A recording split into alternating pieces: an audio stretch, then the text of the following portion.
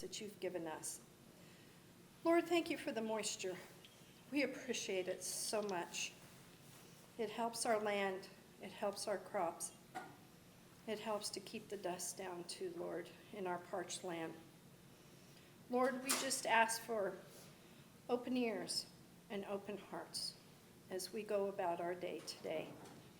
And we take care of the business of the citizens of Chaves County. We thank you, and to God be the glory. Amen.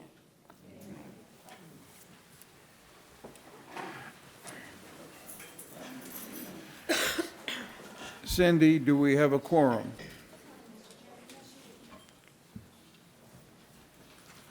Annabelle? Good morning, Mr. Chairman and Commissioners. Thank you all for being here, and most of all, I would like to thank all the departments for their cooperation and effort on our second year of using this digital platform. They all really did a marvelous job, and I just want to say thank you all for your patience and work on this. Most definitely, I would like to quickly thank my team as well and our leadership, Alex and Bill. Thank you for all that you do. And I'm going to give a quick introduction to the budget, and I'm going to kind of, you could say, set the tone. And then after that, we will have our departments come up, and then we'll have public input and public agencies come up. So real quick, I just wanted to kind of talk about our fiscal year 2025 that we're currently in. We have had several different events occur.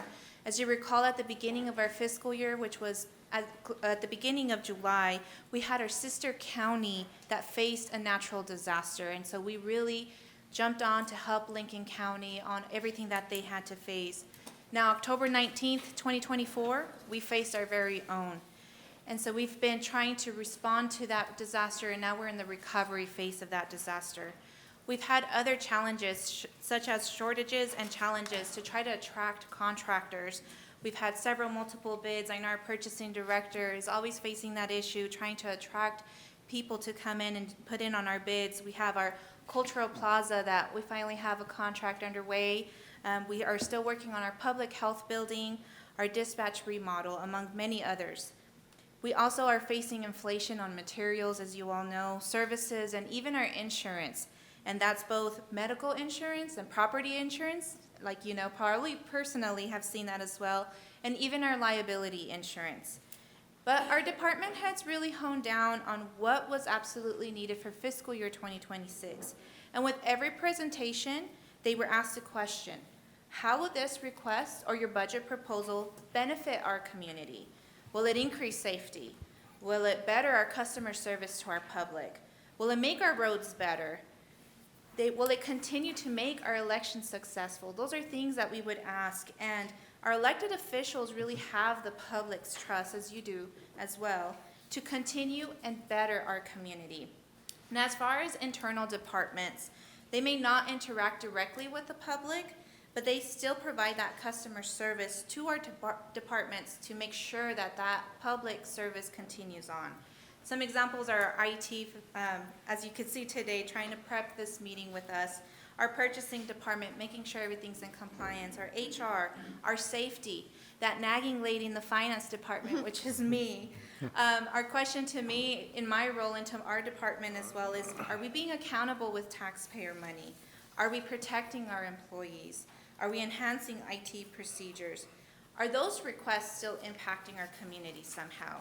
And so our finance committee really listened to those answers from all our departments. And so a special thank you. I know those were some really long days, but they, interacted greatly with our departments, hearing their budgets and their proposals. And so now, as we dive into fiscal year 2026, they looked as well at $17.7 million of ongoing contracts for construction projects or major purchases. We have $1.5 million of new grant money coming in for new projects as well.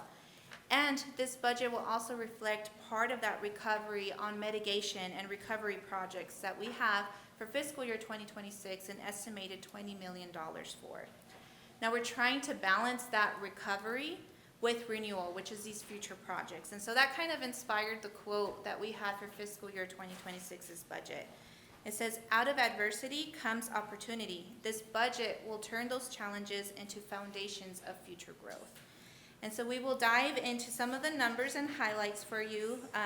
This comes from our digital platform. This will give you a quick summary. This will show you what we have currently and reoccurring, and I'm gonna first focus on the revenues. So for our revenues, we had different items that we really looked at. We had our property tax that did show an increase on valuations, and there was a thorough review of land values and some commercial sales per our assessor. There's a 19% increase in valuations, which is about $684,000 more in property tax. There are still some unknowns in that impact, as we don't know how this will impact us for the veteran exemptions, the new law that came in. So there's no history, there's no true formula to give us that, and so we went ahead and just budgeted according to how DFA wants us to budget those. Now, as for our gross receipts, it's showing a steady trend for this past fiscal year. So we were conservative in budgeting in the same steady trend as it's showing. However, we do have a unique event coming through, which is RAH, the air races that are coming to Roswell. We don't know what the impact of that will be, as again, we don't have any history for that. So we were conservative on the gross receipts and maintained it at that. Now, one item that we do know is our PILT. There is an impact, and we do have an estimated reduction on there. Currently, SRS is not being funded, and if SRS does not come to be funded completely, they will grab from the PILT money that is distributed to all those counties. So we've had that happen before in our history, and based on that, we did an 8% reduction. But I am hopeful that our commissioners will be able to go up there to Washington and fight for us to make sure that SRS is fully funded so we don't see that impact.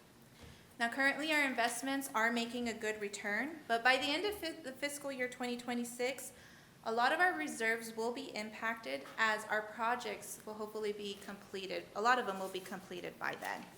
And so with this, kind of looking at our summary, here it talks about the history of fiscal year 2025 and what we had. Now, looking ahead to fiscal year 2026, our revenues are projected to be $73,691,845. It is showing an increase of 6.7% over the previous year. Some of those do come from some, of course, grants and other things that, like the FEMA reimbursement, for example, we do have all that reflected in that anticipated revenue. Now, jumping onto our expenditure side, we do have the contracts payable that I mentioned earlier in our budget, and that is a mix of federal, state, and about $7 million of county reserves for these projects. We do have some anticipated capital purchases of equipment in the amount of $1.1 million. That is not counting our fire departments. Our fire departments do have some fire apparatuses already in order or will be ordering in the new fiscal year. But the $1.1 million is only for our operating departments. Now, you will hear from these departments as they come up for the need of those items and how they will benefit their services that they provide. We also have 2 new positions in the budget as well, and you'll hear from that as well from our departments. Some at-will increases, and an uncertified deputy level for the sheriff's chart. And the personnel expenses, we also faced something on the finance committee, which was the medical insurance increases I talked about earlier. We are facing a 20% increase on medical, and so that is currently on the budget, as well as a PERA 1%. If you recall, for the commissioners from last year, even the previous year, there was a 4-year plan from PERA to increase every year by 1%. So this is the last year, this is the 4th year of that 1% increase, and that is currently reflected in the budget. And so with that, this fiscal year's expenditures, we're looking at $95,683,784, and that is an 8.7% increase over last year. And as the summary says, it's primarily due to continued investment in those construction projects and significant planned purchases, including all of our fires. And that's really what our all funds are. It includes the volunteer fire departments, and as you can see here on our dashboard, it has all of the general fund, road fund. It has all of our actual fire departments there. It also includes all of our grants, which is both state and federal, is all included. And down here, you will see the FEMA grants. So On this FEMA grant, you'll see that there is an estimated revenue of $15.6 million, which is 75% reimbursement of these potential $20.8 million projects. So that is reflected there in the transfer out from the county as their share of 25%, an estimated $5 million. And again, that's just an anticipated amount for fiscal year 2026. As we dive into more strategic plans alongside with our federal and state partners, we might have an increase in that. And those will be shown as a reflection of an adjustment throughout the year. Now, for our general operating funds, these are reflected in all funds, but the general operating funds are truly just those main operating departments that are provided by the county. So that's not counting grants, that's not counting the volunteer fire departments. We really look at these to see what our actual general budgets are looking at. Now, Chavez County right now, we're looking at 36.95% of revenue, which is showing a decrease, but that's including those transfers. Now, if you recall, I talked about the $5 million transfer. That is reflected in this number. So that transfer will be moved out for the FEMA projects as we move through on completing those projects. But our overall budget expenditures is $45.07 million in fiscal year 2026. Now, there are some major challenges ahead, but commissioners, as each department comes up, know that you really have a great set of people that take care of Chavez County in every way. Budget can be a simple strategy and an allocating exercise for many, but the true question is, are we making our communities better? Are we investing in projects, our safety, items for our public? Does it really make it a great community to live in? And so my personal answer is yes. And the reason why is because I know that this budget really reflects those goals and those solutions from our departments. And so with that, I will ask if you have any questions on the summarization before we start bringing departments up. No questions? All right. Then we will go ahead and bring to the spotlight our detention center, which is Michael Briscoe.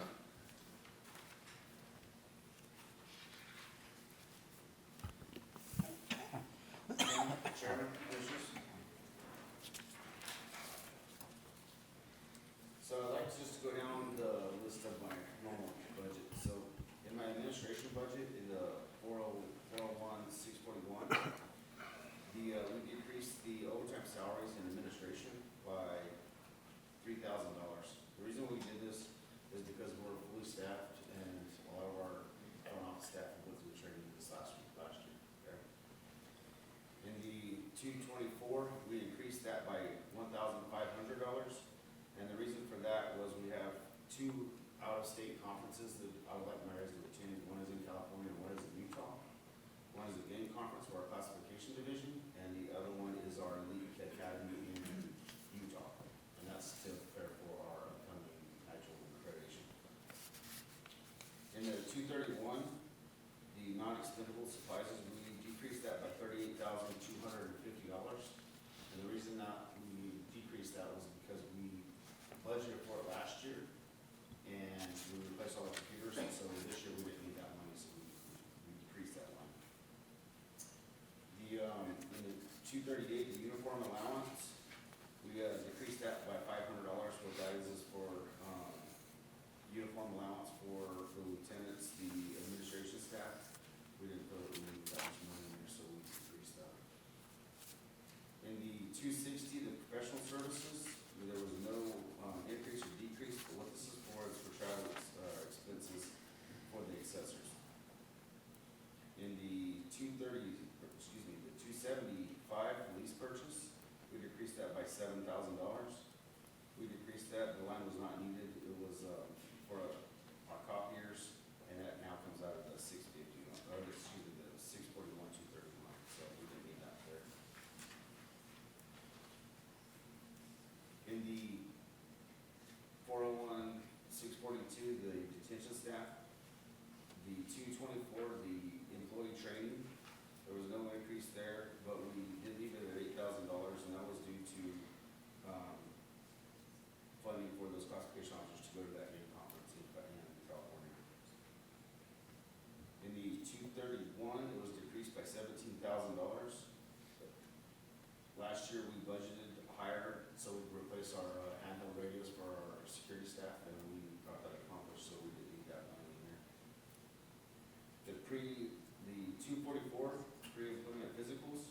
we were able to decrease that by $6,500. And the reason we were able to do that was because of staff retention has got a lot better in the last couple of years, so we didn't need that much money in pre-physicals.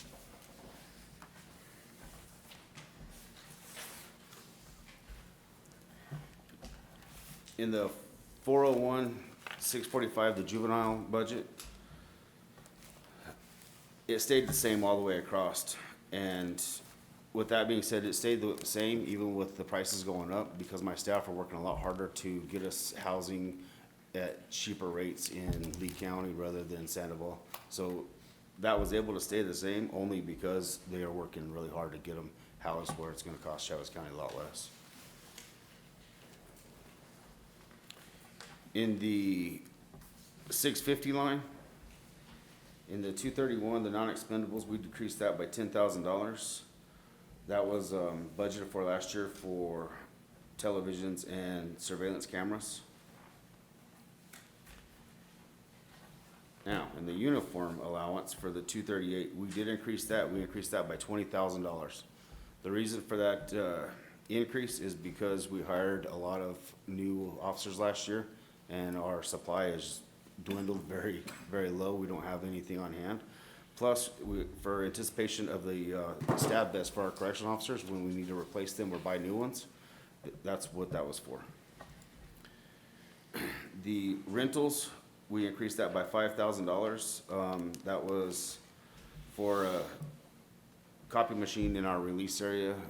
We changed our release process, so we have a release area rather than an intake and release. Now we have an intake and a release. The housing of prisoners, we actually decreased this by $50,000.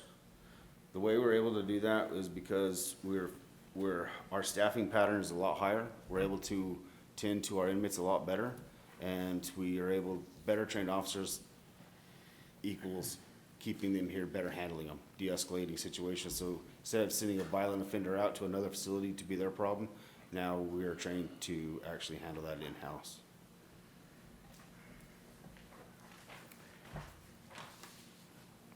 In my capital outlay, I did ask for a camera server upgrade. The reason for this is our camera servers that are there are outdated, they're old.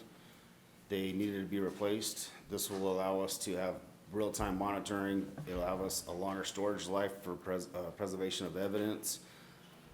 And we're gonna be under warranty again, which currently we're not. Another item that I asked for capital outlay was the new flooring for all inmate housing units. The current flooring at the Chavez County Detention Center has deteriorated over the time, leading to various issues that impact both safety and operational effectiveness of the facility. This justification outlines the need for new flooring, considering safety, hygiene, durability, and overall effectiveness in maintaining a secure environment. This goes down into security concerns, hygiene, durability, aesthetic, but the conclusion is the need for the flooring for the Chavez County Detention Center is clear. Given the safety, hygiene, durability, aesthetic, and compliance involved, investing in quality flooring will not only enhance the overall functionality of the facility, but it'll also promote a healthier and safer environment for both our inmates and our staff.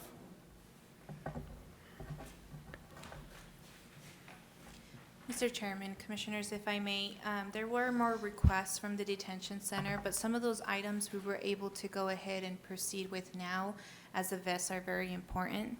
There's also another portion of the cameras that will be submitted as an ICIP request, as well as the south and west parking lot. So you'll see those items on your screen right now, but those will be pushed for a further kind of strategic plan for our improvement capital projects. The vests that she's talking about, we are already in the process of getting all of our officers fitted for them. And we had a gentleman fly down yesterday to get the sizes for that, and that's already in the process. And that's going to be a big impact for our facility, just for the safetiness of our officers, to protect our officers that we care about. But overall, it's just a morale booster of that is going to help with staff retention to a level that we haven't seen yet. So that brings the current detention center's budget to about $10.6 million. This does not include the medical contract, as that is reflected inside the Indigent Healthcare Fund. But with that contract itself, it's closer to about $13 million for the operations out at the detention center. Do you have any questions for Warden Briscoe? One statement I'd like to make is, when we were working on this, we noticed it has like a 7.7 increase, and I asked the Finance Committee if they took the insurance out of that, what the actual increase for other operating expenses, excluding insurance. I think it came down to what, 1.2% increase. So the actual operation is not that big an increase. The biggest increase is a result of insurance. Mr. Chairman, I have a question. I know I've asked this several times. Where does the state inmate funds, do they still owe us money for state inmates that haven't been transported out? We do sometimes receive payment from the state, although it's not regular and it's hit and miss. Okay. Do we have outstanding invoices now? Yes, we do. We do. Can you get me that number, please? I can. Okay, thank you.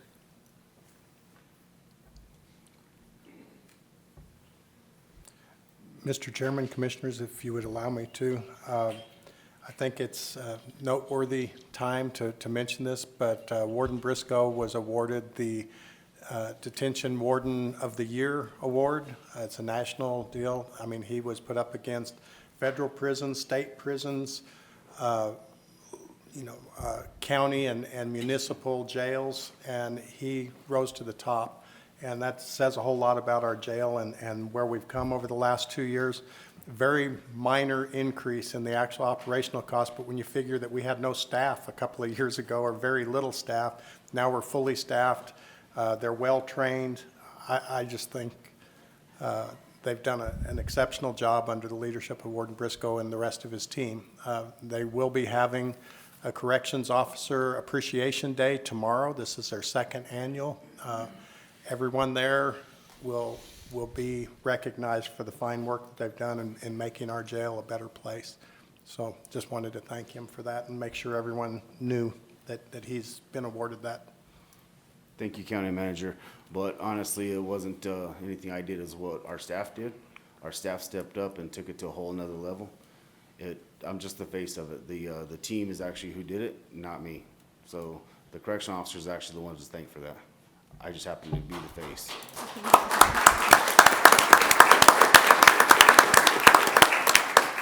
Also, I'd like to give a shout out and a thank you to these ladies. These ladies are the ones that do this budget, not me.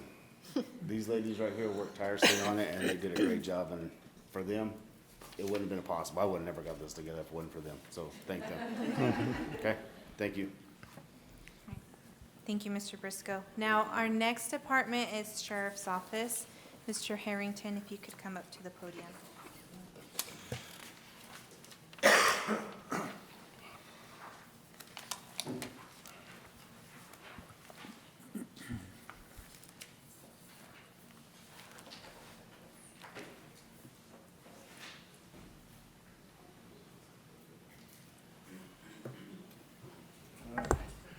Good morning, Chairman, Commissioners.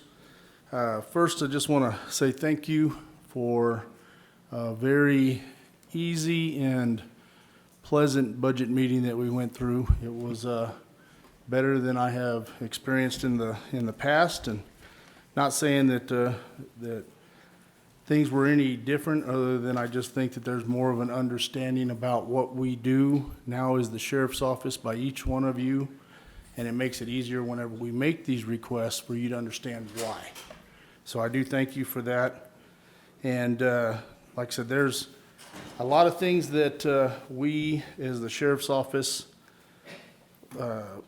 have to keep up with the times and with the craziness that's going on in today's world. We have to be able to respond, and most importantly to me, keep my deputies alive when they do respond, and also apprehend those who are committing those crimes. So I do thank you for everything that you guys are doing for us, as well as Chaves County. So, under the Sheriff's Administration, 401-751, there are some things that I do want to point out, just so you understand some of the increases in, and also reasons why we need what we're asking for. Under 401-751, 224 for employee training, we are first requesting pre-approval for these out-of-state trips, which are the New Mexico Association of Counties, the National Sheriff's Association, the New Mexico Sheriff's Association, and also the Western States Sheriff's Association Conference. The Western Sheriff's Association Conference is usually held in Reno, and the National Sheriff's Association bounces around. I believe this year it's going to be held in Oklahoma City, not this year, in 2026. So we're asking for pre-approval for these out-of-state trips for the sheriff, the undersheriff, and my lieutenants, which are 4 lieutenants that go with us.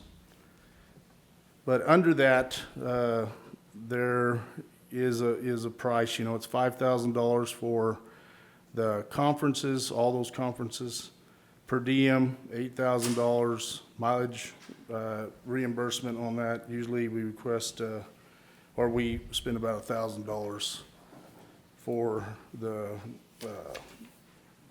trip from here to there. We always drive. The only thing we don't drive to is, like this year we're flying to Florida just because I don't want to drive there. They'll steal our car. So with that, you know, that's where we're at with that part. Under the 401-751, 230, under supplies and tools, there is an increase in the lease copier price, basically for paper, per copy charge, and that is $25,395 is what we're asking for on that, and that's just because now we're doing for every copy we make, we pay. So that's just an increase to us, something different this year. Under 401-751, 231, there's not really anything that has changed under the non-expendable items or supplies. If you go to 401-751, 237, which is subscriptions, publications, this year we are ordering brand-new law manuals. The laws, lots of laws have changed, and we have to have updated books to be able to do that. It also comes with a disc that you can put on the computer, but you have to, it's got a license number, and it has to be, you can't make it for everybody. It's got to be per person. So that's $8,000 is what we're looking at for law manuals, testing materials for deputies, sergeants. Right now, we are 4 deputies down. We continue to get past that 4 down mark, and then something happens and people realize they don't want to be in this position and they decide to leave, or other things come up.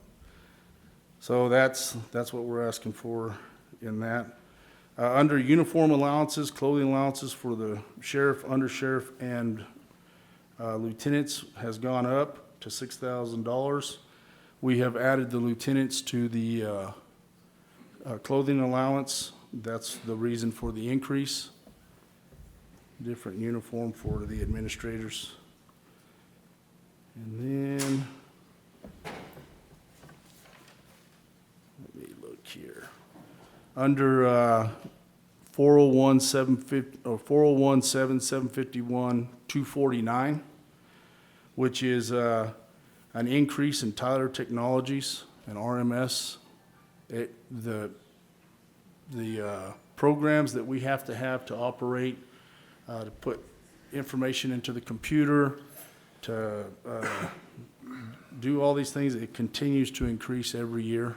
You know, they are the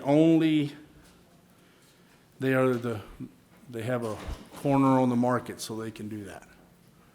So we have to have that.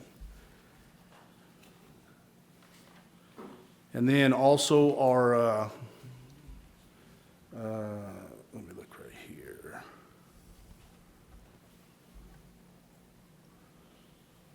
Let me see. I just saw it and I can't see it again, but that don't mean anything. So we're also doing pre-employment physicals and backgrounds for ourselves as well as the jail, so that has gone up, but I can't find out what number that is, so I'll tell you here in a minute when I see it again. You were past the equipment maintenance and agreement, probably getting to Yes. dues and other fees. Yep, that's where I'm at. Okay.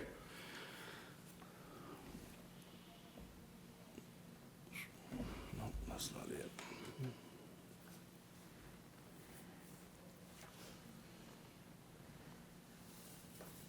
Oh, dues, the dues requested, is that the one you're talking about? Yeah, dues and Yeah. other fees, 253.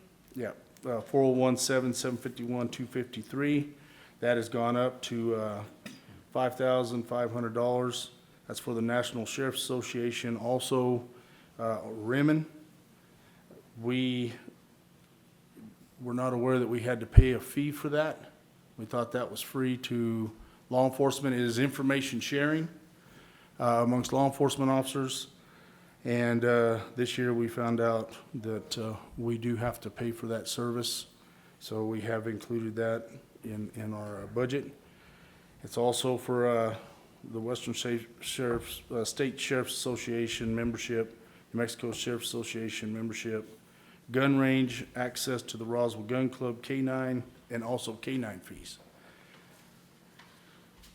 We are lucky enough to have in our town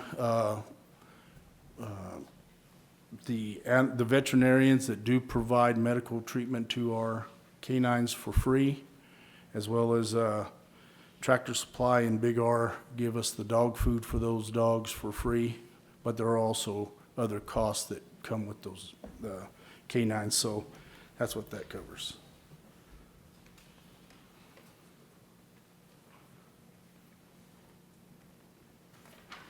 Okay, you see anything else in that line item? Yeah. Okay, good. That's All right. Move on to your patrol and investigation. So we're gonna go on to 401-752. Under that, there was an increase in 401-752-221, which was vehicle equipment and repair.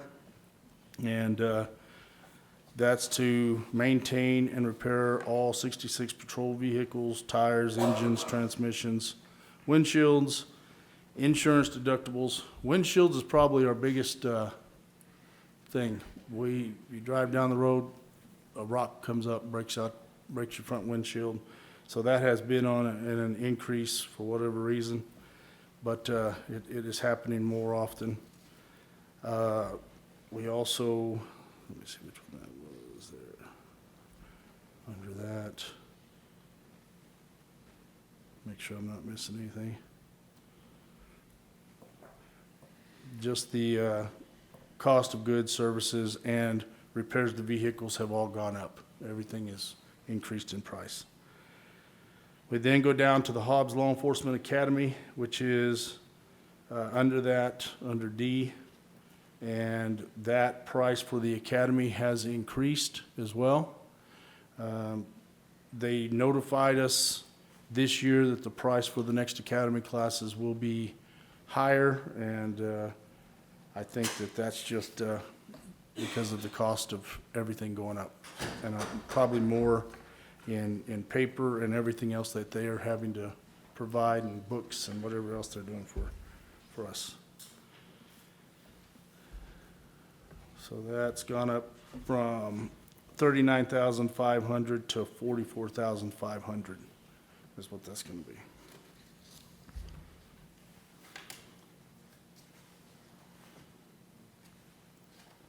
Commissioners, I think overall also the major impact to the sheriffs currently right now is also that liability insurance. That is one of the major Yes. increases for his expenses. Yes. Sheriff, you want to jump to your capital outlay? Yep. let me find my stuff. Janet has organized this very well. I unorganized it, Okay. looking through it a little while ago, so it's a little more difficult there. Okay, for the capital outlay, one of the things that we did request was a 2025 Chevrolet Tahoe PPV, four-wheel drive. And this is going to be used as our K-9 unit. One of the things that we do have to have is a vehicle. When we purchase the cage or the kennel for the dog to be inside the vehicle, that's about $12,000 for that.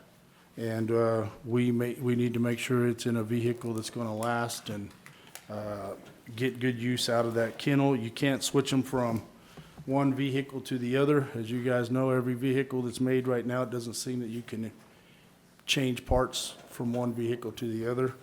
We learned that during COVID when we had 2019 Ford pickups that we couldn't take parts off of to put on another 2019 Ford pickup because of the difference in parts. So what we were asking on that is that we receive that. That also, this price that you see there includes Dana Safety for the uplifting, which is the lights, the siren, everything that we need to make it a patrol vehicle. And like I said, then we have the K-9 cage that's going to also be included in that price, and the wrap. And then that's pretty much what we were asking for. We were asking for 2 other vehicles. I'm not going to go over those, so we have withdrawn those off the sheet. Under the for the Chevy Tahoe, the actual price the base price for that is $57,495. They also give us a discount of 2%. And then they charge you for remote keyless entry, as well as going down the window tint is extra. The 2%, they also give us 2% discount per contract. So the total price for the vehicle is $55,330. And that's going to be something that we're looking to purchase from Malloy Chevrolet in Los Lunas. We've already contacted them. That's where we got the quotes from. And they have the ability to get that for us quickly. Sheriff, do you want to talk a little bit about your training that you will be having that will also have some overtime impact for your department? Yes. So we asked for an increase to the budget to provide, and we learned this year, we are starting our own SWAT team for the Chaves County Sheriff's Office to be able to respond rapidly to dangerous situations where someone may have someone held hostage in a house, in a car, something that may put our everyday deputy in harm's way. The SWAT team can respond to. We first asked for basically that we were going to take that out and do a incentive bonus for that and not pay overtime. So it will give you so much a month to be a part of this, but the overtime just it was about $10,000 a month. So we were thinking, hey, if we can do this incentive, it would decrease the overtime. Well, because it was added on to their regular time, so made it overtime. Now, once they go past the 85 hours, they get overtime. Well, what we found out is that not only are they required to be paid overtime, that if we gave them that incentive bonus, that was extra money that we were going to have to ask for. So what we did is we took the incentive away because the overtime pay is going to be well worth their time out there. It's going to be beneficial to them in a way. So they train 2 times a month, and when they do that, and also with all call-outs and whatever else may come up, we were looking at that as being the overtime rather than the incentive. So that's what we're asking for, $50,000 to be added to the overtime budget, and that should help us some way. So we'll see how all that goes. I don't know. This is our first year doing it, but we are out of the, instead of taking the incentive pay out of the capital outlay, we're also going to be taking their special equipment, their munitions and things like that they do need for SWAT. The gases and things like that we'll pay for out of our LEPF, I'm sorry, out of the LEPF. And with that, I also asked for a sheriff's administrator increase in salary. I asked for that for Janet because she does a fantastic job, and without her, I truly believe I would be lost in this side of things. She is so smart. She came up from the area of finance here. She knows the way things run. She knows the lingo. I don't know. So, but she is really good, and she is such a blessing to me in this county. And so we're asking for the end of the year salary, which we did get from Emma, which is $67,777, and it's about $5,000 pay raise. So that's what we were asking for. We didn't really go ask for much more than that. I do believe, like I said, we are taken care of by you guys, and if we need something, we ask and we get it. But we just never know what the year's going to bring. Things happen, and in the business that the sheriff's office is in, we respond to calls. We are reactive. We're very proactive, but we are reactive, and every year something new happens. There's never a time when you can say, okay, I've seen it all, because you don't see it all. You'll see something new. So that is what we're looking for. Let me make sure I got everything on this list. So that'll bring the sheriff's total budget to about $7.3 million for fiscal year 2026. Do you have any questions for Sheriff Harrington? Mr. Chairman, I have a question. Mike, the IPRA request, I know we have talked about IPRA requests Yes. in the past. What line item is your IPRA request on, and have you seen an increase in those? Jenny, do you know what line item is? So we don't have a segregated line item. As you recall, before the commission, I will ask for budget adjustments as those come in. So those will be increased in their supply line item to help offset some of those copy expenses that Sheriff Harrington was talking about. Yeah. But there are quite a few fees that come through, and so we'll get them recorded on the revenue side, and then we will increase the sheriff's budget by that amount. Okay, Yes. so on your copy, we are charging them copies for the IPRA Yes. request? Okay. There are some agencies that don't get charged under that, and that is like state agencies. If the Okay. public defender, an attorney's office, some places like that ask for certain things, there is no charge for that. But that's because it's in reference to a case that we're working, and like the district attorney and all them, we don't charge them for stuff like that. So there are some things that we don't get reimbursed for, but if it's somebody else, then yes, we do. There is a fee, a set schedule of what they get charged. Mr. Chairman, Commissioner Dana, as you're aware, we created an entire position, department, if you wanted to call That it was my that, next to deal question, with yes. IPRAs. And so that's housed out of the manager's suite. When we get a tort claim or an IPRA notice, that person takes each one of those and assures that they go to the correct department, and we're complying with the timelines and those sorts of things. But yes, we've seen an increase across the board with IPRAs, and we've also seen an increase across the board with civil rights lawsuits in our jails because of things that have happened in the legislature in Santa Fe over the last few years. So. Thank you. Sheriff Harrington, you said you had 66 patrol vehicles. Are those all 66 working on the road? As Because I of know right we've now, lost a few. yes, yes. We do have a couple right now that are not, but the majority of them are running. We sent the rest of them to auction. Everything that we had built up there for the last forever, probably 12, 13, 15, 20 years.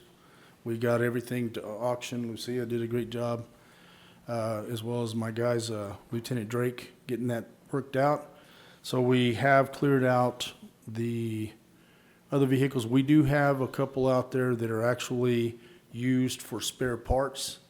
But like I said, we are learning that during the COVID time, those vehicles you can't replace from the same vehicle during the same time. You can't replace parts. You can't switch parts. And we don't know why, but that's just the way it is. And I know you received some vehicles from Lee County. Yes. And those were working vehicles? Yes, and they're still working. Okay. Yeah, those are doing good on the street. We also purchased the ones from the state police, and those are still doing great.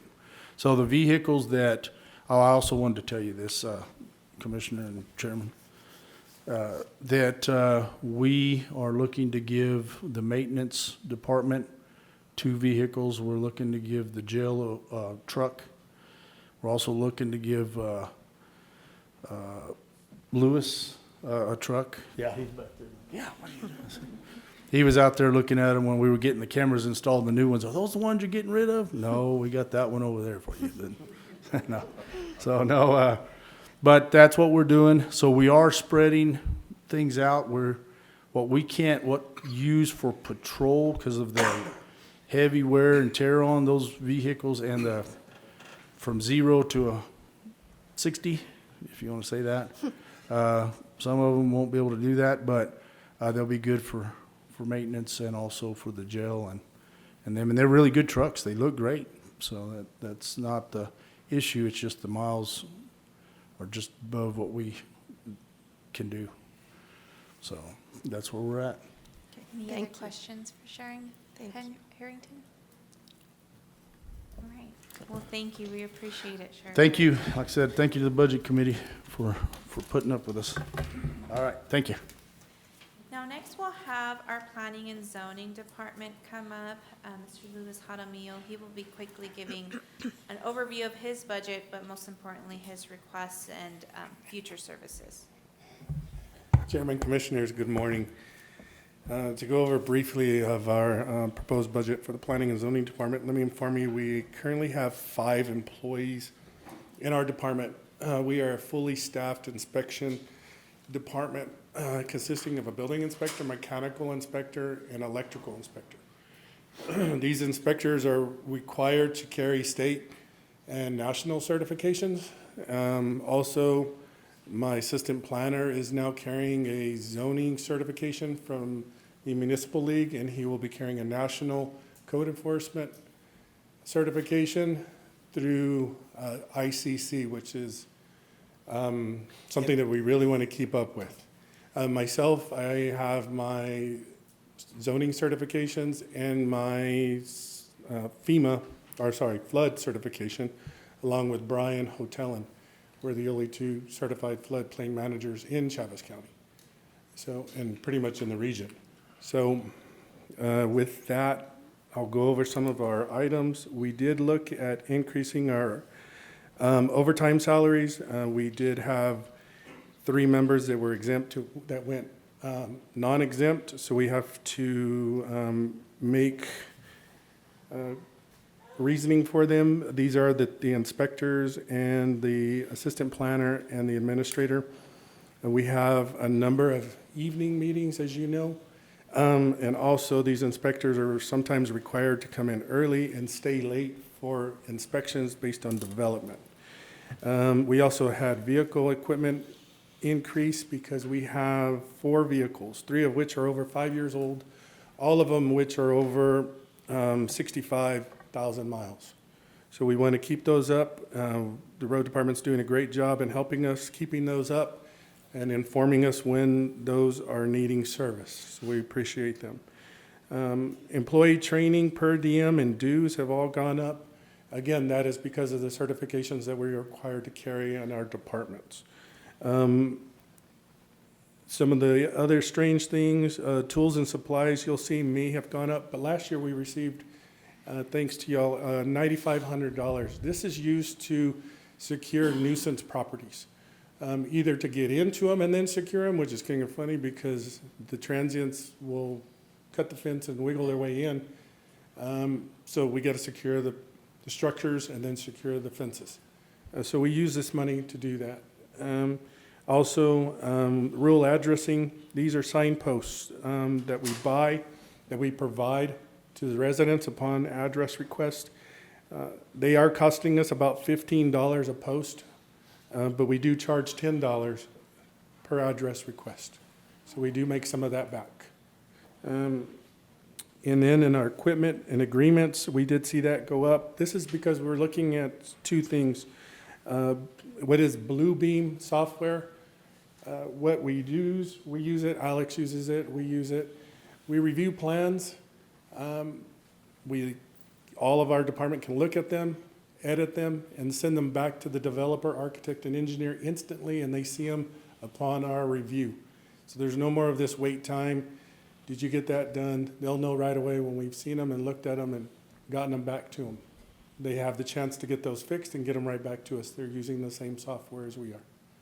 Also, we saw increases. We all had Windows that we have to accommodate for, as Windows 11's now charging us yearly. So every department's seeing that. And then we did a little bit with iWorks. That is our software program for permits. That is placement manufacturers, buildings, towers, addressing requests, manufactured home placements as well.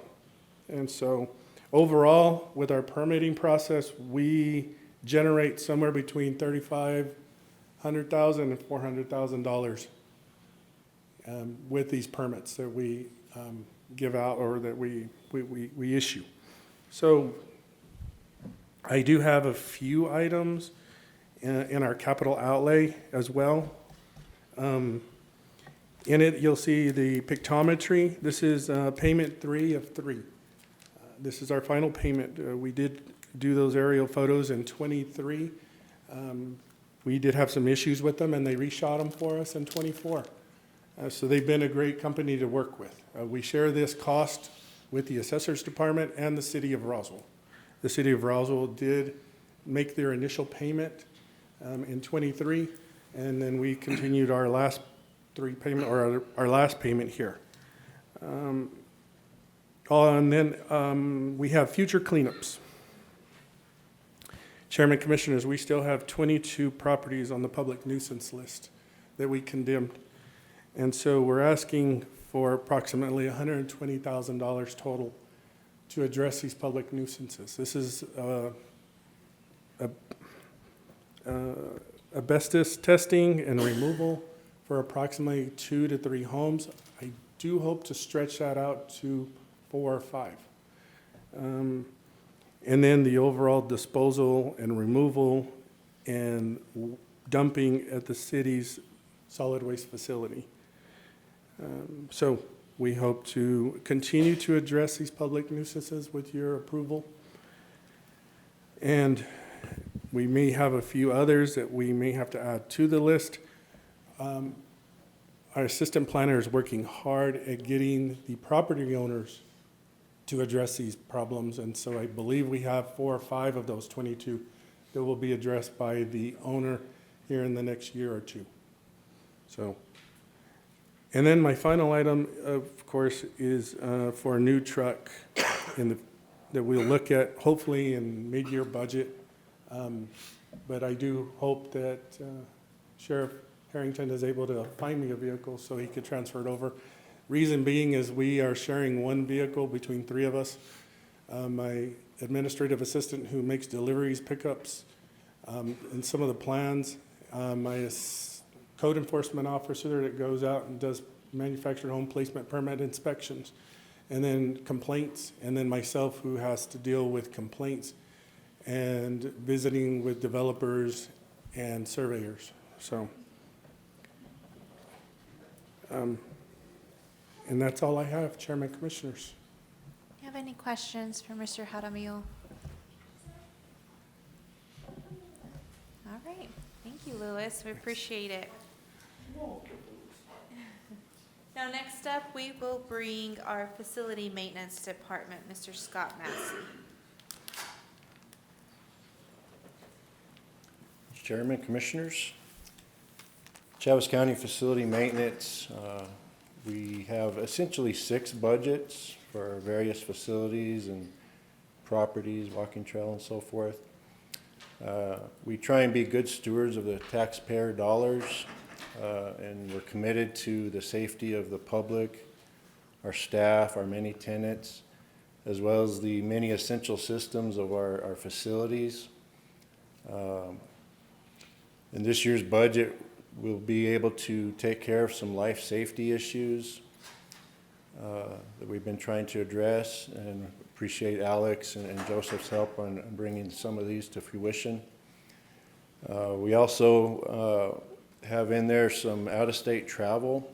This would be for the training of our 3 staff at the detention center to get certifications on the sliding doors, the locking mechanisms, all the security hardware for the detention center, which will lend itself to the accreditation that Mr. Briscoe has to get for the facility each year.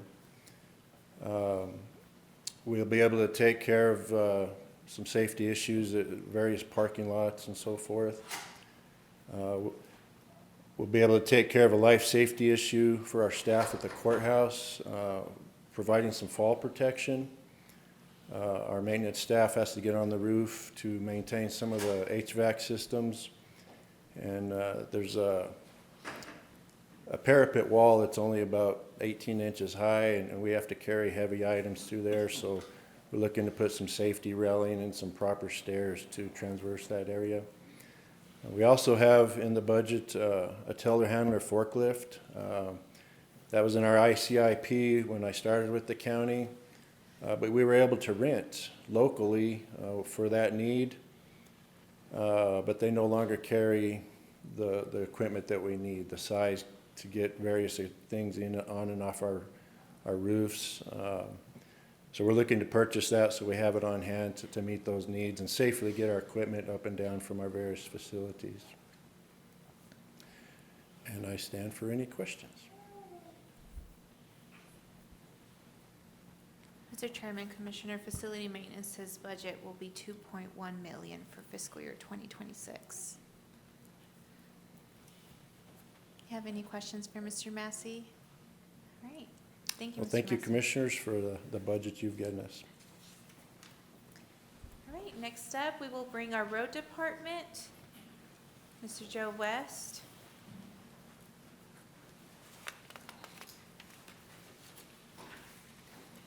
Good morning, Mr. Chairman, Commissioners. If I may, real quick, I didn't want to interrupt the sheriff during his presentation, but in regard to your rock and windshield issues, those got to be state highway rocks, not road department rocks. I just wanted to point that out. I'd like to first thank the Finance Committee, Annabelle and her staff for everything that goes into this process. I want to thank my staff. I tasked them with a big portion, as Mr. Briscoe does as well, with getting the numbers for us, and I put it together, but without them, it'd be a lot more work. So thank you all that's involved. There's a few changes in our department. There's like 6 different budgets within our department, ranging from admin, the shop, Vector, road maintenance and construction, 437, which is waste management. They're all of equal importance, obviously, to the public and the services that we provide. So I'll just work down the list. 651 is first, our admin. We've had an increase of $10,000 to 651, 249. That is in I guess in reference to the new iWork systems that we have. It's not new to us. We've had it some time. I believe Lewis mentioned it, but we're in the process of making some changes to, I guess, allow us to do more with it. So there was an increase there. That budget line item will come down at the end of the year, at the end of the calendar year. We're currently running 2 concurrent programs, iWorks being one of them, the other one being Manager Plus, that does all the tracking, as Lewis also mentioned, of our vehicle maintenance and so on and so forth. So that, it'll probably cut about in half at the end of the year. The other item on 651 is we did a recruitment video that I'm pretty proud of, that I watch it every morning when I get up, but not literally, but it's pretty neat. The guy that did it for us did a really good job, pointed out a lot of the things that we do, showed off our reclaimer, that process, rebuilding a road. I am planning on doing a couple more videos that incorporate other aspects of what the road department does in the future. So that item's gone up a little bit, and there's also in there $1,700, I believe, for the audit allocation too. So that's the increase on that line. Moving to 652 in the shop, had an increase, and this reflects a few different lines and increases in training. In 2022, since 2022, I can now count the number of vacancies that we have on one hand. We're down to 5 openings. 2022 is the last time we were full at the road department, so that's a huge change. I think we were up to in the teens at one time of being shorthanded. So with the new people comes additional training, as I'm sure all the departments are aware. You got to train them up and get them certified and so on and so forth. So there's a couple of different line items in training in each of the departments that have increased. 652, 224 is one of those for employee trainings. We have 3 new mechanics in the shop that have been there less than a year. With the shop come certain certifications for ASE certification type stuff, air conditioning. You have to be certified to do it's not necessarily Freon anymore, but that process. So we will have them being trained. 225, these guys have to travel to do this. Unfortunately, there's not a opportunity in Roswell to get this training, so most of them go to Albuquerque or Las Cruces. 237 also is an increase in shop diagnostic software.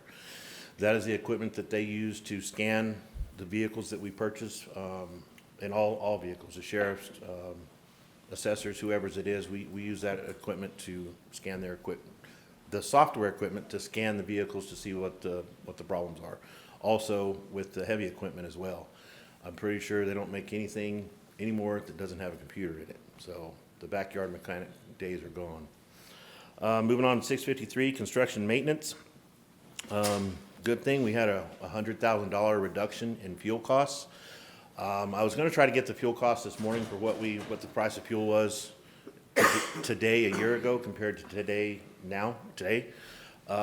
But my fuel cost lady is off today, so I missed that chance. So we're projecting about $100,000 decrease. We're well in front of the budget right now for what we were projected last year, so I think we're going to be all right there as far as that goes. Uniforms is a slight increase, $2,000. The safety department has gotten us new safety sensitive, I guess you could call them, uniforms, breathable shirts that go along with our regular uniforms that we wear. They're I should have brought one. They're neon yellow, the safety yellow. So our guys love them. They have our new logo on the back that Mr. Kobos designed himself. That is going to be, I don't know if I put it on there yet or not, but that's going to be the new logo that goes on our budget as well. That's going to be our road department logo. So it's very nice if you haven't seen it. Some of the big number items, 653, 246, an increase in the TPF projects is the TPF and the LGRF, the next two, are kind of floating numbers. We apply, the TPF's relatively new in the last, I'm going to say 5 years. New revenue source that NMDOT has come out with.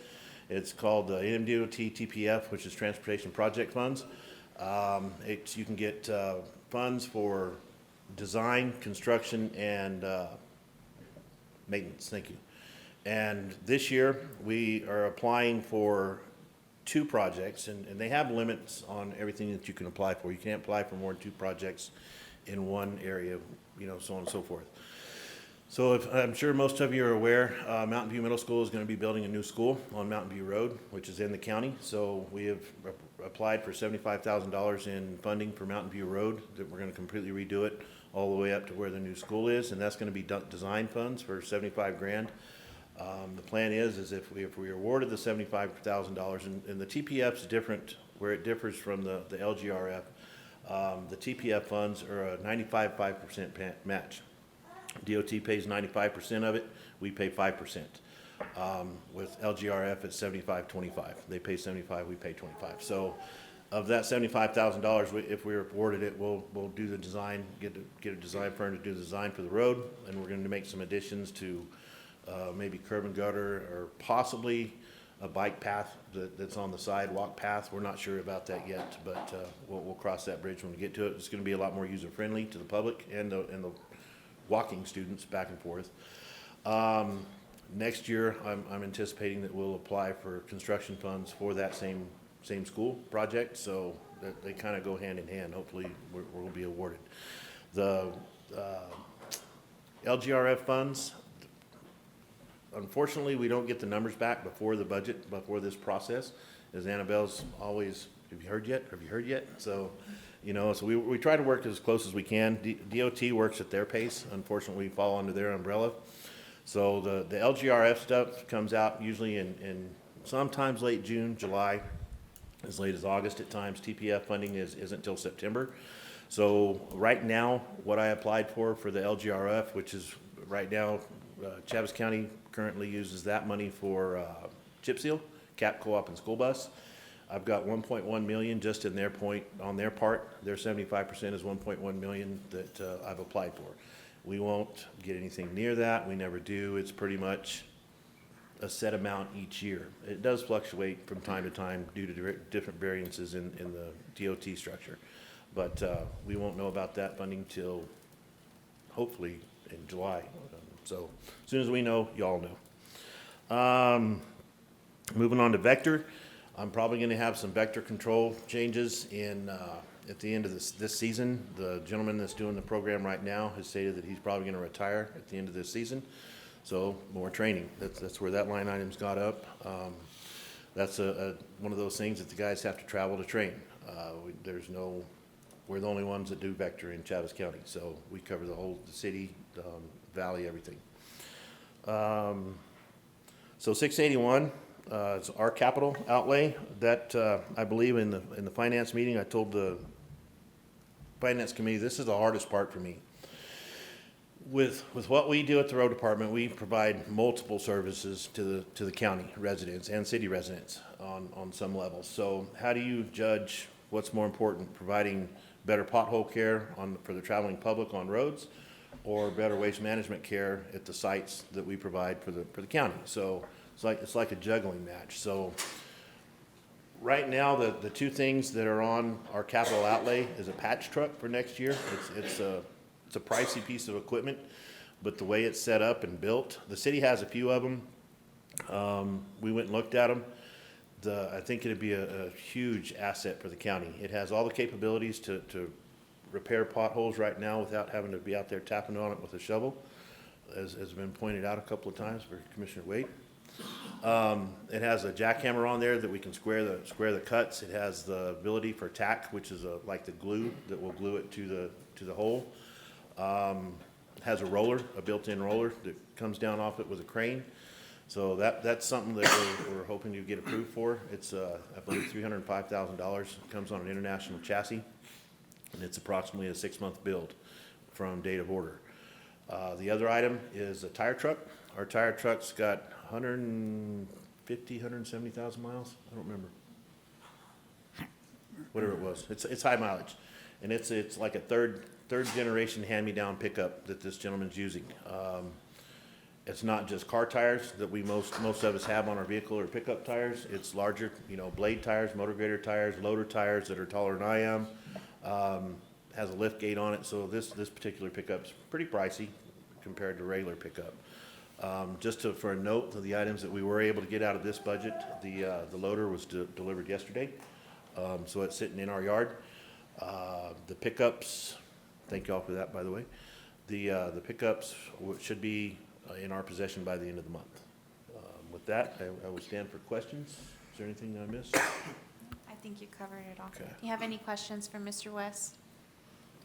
Mr. Chairman, are you still hiring temporary staff for the road graders? No. No. We tried that, and we brought Right. back a gentleman that worked for us before, and it just didn't work out on his part. I think he was too used to retirement. So, you know, the old dog and new tricks thing, you know, I tried to teach him, but he just said, no, we're not doing that anymore. So we were able to and I want to give props to HR and the county, whoever was involved with it, I'm not really sure, but when we changed from doing the applications on in-person applications, the paper applications, and on, I think, Indeed, when we changed to NeoGov, that changed a lot for us. I think it increased the quality of the applicants that we're getting. Why, I don't know. But we started getting people with backgrounds in construction, road construction, CDLs, so on and so forth. So that's a lot of the reason why our numbers have come up. Also the program, the CDO program that you guys provided us with, we're at 5 right now. We have 5 individuals that we hired with non-CDLs that are in the CDL program, and that's a roller coaster number there. Our first individual that we sent to the college was a cost of $800. So that gentleman has graduated. He is now a CDL driver for Chaves County, and he had a Class B or Class D license, like, you know, most of the public did when he started. So we're at 100% success rate. So, you know, it may change when we send our second and third people, but the difference in the cost, the $800 was a godsend, if you will, from the state. The college was under a grant to be able to, I guess, charge the $800. The grant allowed that. Well, the grant unfortunately expired, so now the same class that the next guy's going to take is $5,000. Fortunately, there's a couple other options within Chaves County that we can look at. The next one will be a $4,000 class. That's the next acceptable price, I guess, put it that way. And we're looking at probably sending that individual in the next week or two. So it's working out good. I think it's going to help. I think our intent with that program is they have to be here for 2 years to basically not necessarily repay out of their paycheck or anything the cost of the class, but they work it off in time. And in my mind, at the end of that 2 years, they're going to say, well, you know, Chaves County is a good place to work, so let's just hang around. So there's no guarantees, but I think it'll work. So Thank you. yes, ma'am. Any other questions for Mr. West? All right, well, thank you, Joe. We appreciate it. Thank you. Thank y'all. All right, next up, we have Public Services. I am having Mr. Palomino come up just to quickly talk about his request and his vision for a new position we have in the budget. Chairman, Commissioners, thank you. Good morning. Thanks for your time today. I won't bore you to death with public services line items. There's not much there. It stays pretty stagnant. About the only increases are the normal annual software subscription type of increase, new MS Word, all that. So we'll get right into the requests I have. If you'd like to pull them up. If not, you see them in front of you. I am asking in the capital outlay for a vehicle, and I have a repurposing purpose on my current vehicle, and you'll see on my next request is for hopefully a new position that I'm requesting through Public Services. The second item is for, actually, and it shouldn't have been on here because part of that second item is office furniture and the setup for that new position. However, those are operable funds that will come out of the fire fund. Current vehicle I have is a 2013 Chevy Tahoe, about 84,000 miles. I'm requesting a pickup for road viewing, road hearing services, construction sites, et cetera. And then repurposing this vehicle goes along into my second request, which is the personnel request for a true fire and emergency services director. Our fire services, I feel like we need somebody a little more engaged. The state has kind of pinned us to, the scrutiny. We have 8 districts, about 14 fire stations, 78 active volunteer firefighters, and about up to 40 non-active. So that's kind of what we're dealing with on a week-to-week, year-to-year basis. The scrutiny by the state is that, all 14 stations get scrutinized, all the equipment in those stations, all the districts, the reporting, training, et cetera. And again, we're dealing with volunteer firefighters. So, having to take the time and the compassion to evenings and weekends and everything, because they're at their day jobs, during the week. And it's my request and my purview that we need somebody really engaged full-time in it. And unfortunately, I can't capitalize on that as much as I'd like. But I do want to give kudos to our team, finance, purchasing, and everybody else. We have about a team of 5 or 6, and especially Jessica Eldridge, who deals with these fire departments every day.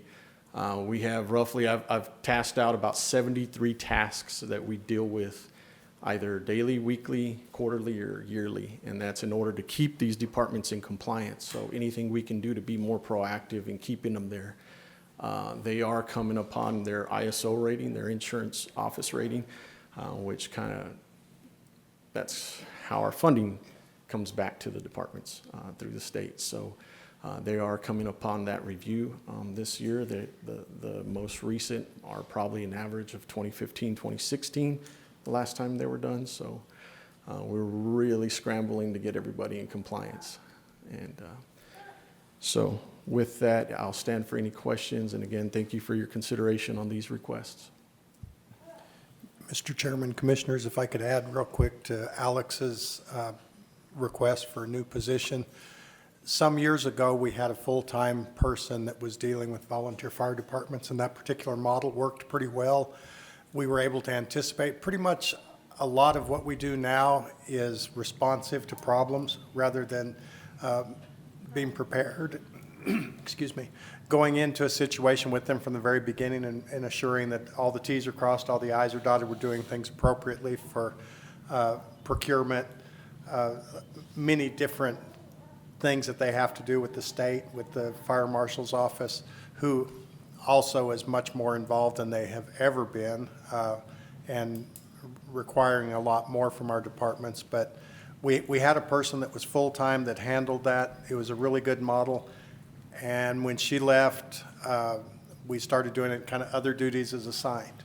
And we saw that that wasn't working real well, so we created a safety and fire position. Unfortunately, shortly after that position was created, that person was transferred to a new position, which left that again open and vacant. And I've told Alex he can thank me for this, but I said at that time I happened to be stepping into the public service director. I said, oh, I can take those duties.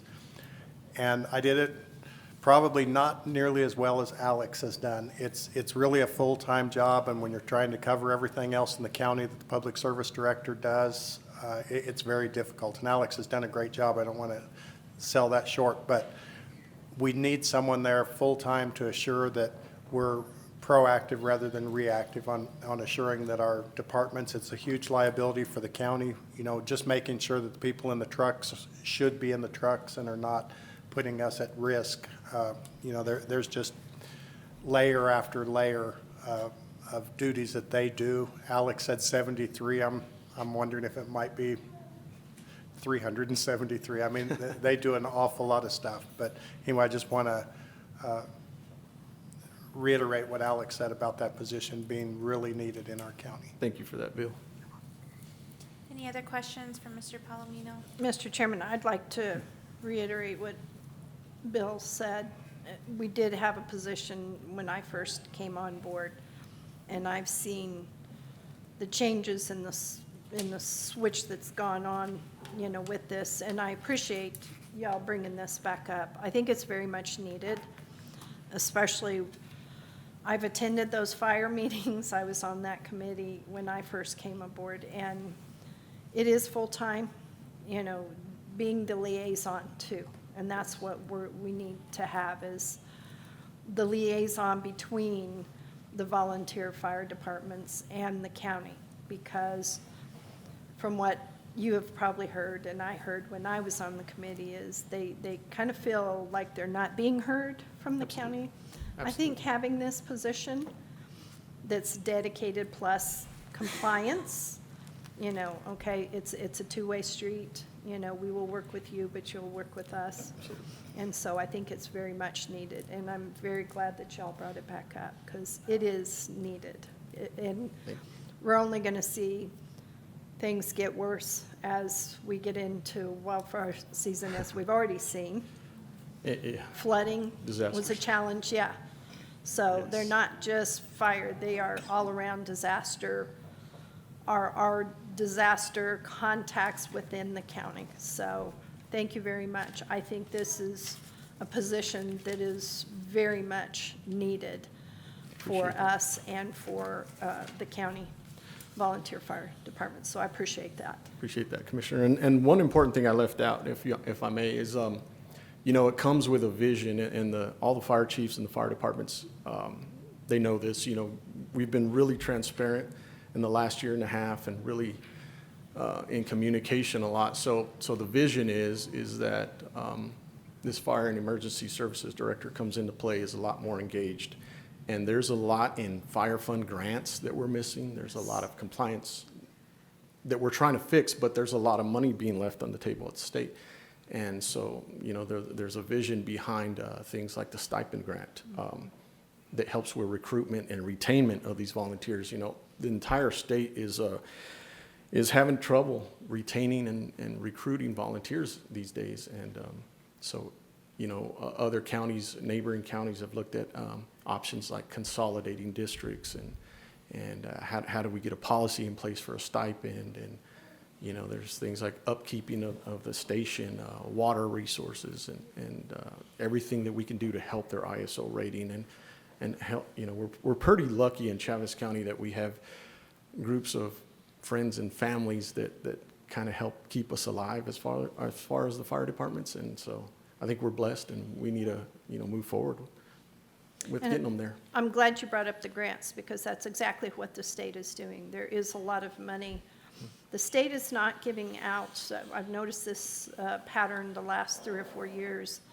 The state, when you go to the state and request money, they're putting it in departments, and you have to go find that grant. And fire service is one of those huge. And we're leaving a lot of money in there. Plus, with New Mexico counties, we try to work on legislation for volunteer fire departments and things like that. So I think that's a huge task for this person, is find that grant money. If you have a person that's knowledgeable in that, there is lots of money out there. You just have to find it. So There is. thank you for bringing that up. Yes, ma'am. Thank you. Any other If I could add one thing to that, I would just say, Alex, great job on all that. I appreciate it, what you're doing. I think the regulatory commitment, the paperwork that these individuals have to do is getting incredibly cumbersome, so we need somebody to kind of quarterback that, make sure that it all gets turned in a timely fashion. But with that, and funding that Ms. Dara said, is let's make sure that we get this person the proper finances they need to complete this job, so we set ourselves up for success and not failure. Let's get a good salary to go with this person if we can. Absolutely agree. Thank you, Commissioner. All right, thank you, Mr. Palomino. Thank you all. Now, next up, I will ask the IT department to come up. They have also requested for a new person and a new level in their chart. Mr. Andrew Ray. Morning, Mr. Chairman, Commissioners. I think our budget is relatively not changing other than some software licensing. We're just passing on to some other departments, and that's better for just operational costs and stuff like that for the departments. The big one that I'm asking for is the position. We've probably needed that position for a long time. Really, just over the years since I've been here, device counts just keep rising. We just rely on technology much more than we used to. Really, this will just help us kind of get better documentation in place, better compliance standards, things like that, because if we don't maintain our compliance issues with, you know, some of these external entities, you know, like our sheriff's office needs access to, you know, NCIC stuff, we have to follow some rules for that. And basically, it kind of gives us the opportunity to kind of have like our higher level techs like myself and our system administrator focus on bigger issues. You know, right now we're kind of, you know, really just putting fires out with, you know, getting printers and things like that running. So really that's all that is. And I don't know if there's anything I can explain better on that one, but it'll just overall benefit the county in that sense. The other is a position upgrade. Over the last couple of years that I've been IT director, I've been just trying to fix redundancy issues. You know, we have so many single points of failure. This is one of those two. If our sysadmin is out, for example, you know, and we need to recover a server or something immediately and he's out, we do need somebody that can kind of take on those roles and those responsibilities. So that's what that upgrade position is for. And as of that, I'll stand for any questions. Mr. Chairman, Commissioners, currently, Mr. Ray has 2 IT techs, and so bringing in on the help desk position will give him 3 IT techs, and this requested upgrade request would be to have one of the current to promote up to that middle level, if you allow. Any questions for Mr. Ray? Thank you, I appreciate it. Thank you. All right, and for right now, I'll go ahead and open the floor for any other departments that want to speak, or commissioners, if you want to hear from another department or elected official, now is the time to have them come up to the podium. Mr. Chairman, Commissioners, if I could, I manage 2 budgets, the county manager legal budget as well as the commissioner's budget. Both of those budgets are flat, but we do have a request under professional services on the commissioner's budget this year. And what we want to do is update the comprehensive land use plan. As you're all aware, Chaves County is one of the counties in the West. I mean, we work with a lot of the counties in the West, not just New Mexico, but we have one of the more robust comprehensive land use plans. But even our plan, given the number of attacks that we have, the different battles that we fight, we need to reinforce some areas in it. So the land use plan shows the customs and cultures of Chaves County and the direction we feel like we need to go with our lands.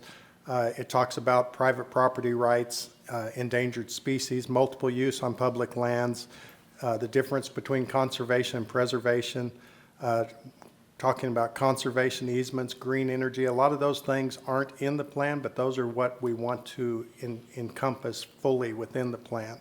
Most of it's in there, but we just want to make sure that we're in a better position in the event that we need to litigate some of these. As you're aware, we have numerous battles currently, and we will have additional battles in the future, trying to assure that Chaves County is not trod upon by other ideals that other people have in different parts of the United States. Of course, the way things are done in the West are totally different than the way they are in the East, which is why all the public lands are in the West and not in the East. And so we want to assure that we're prepared for that.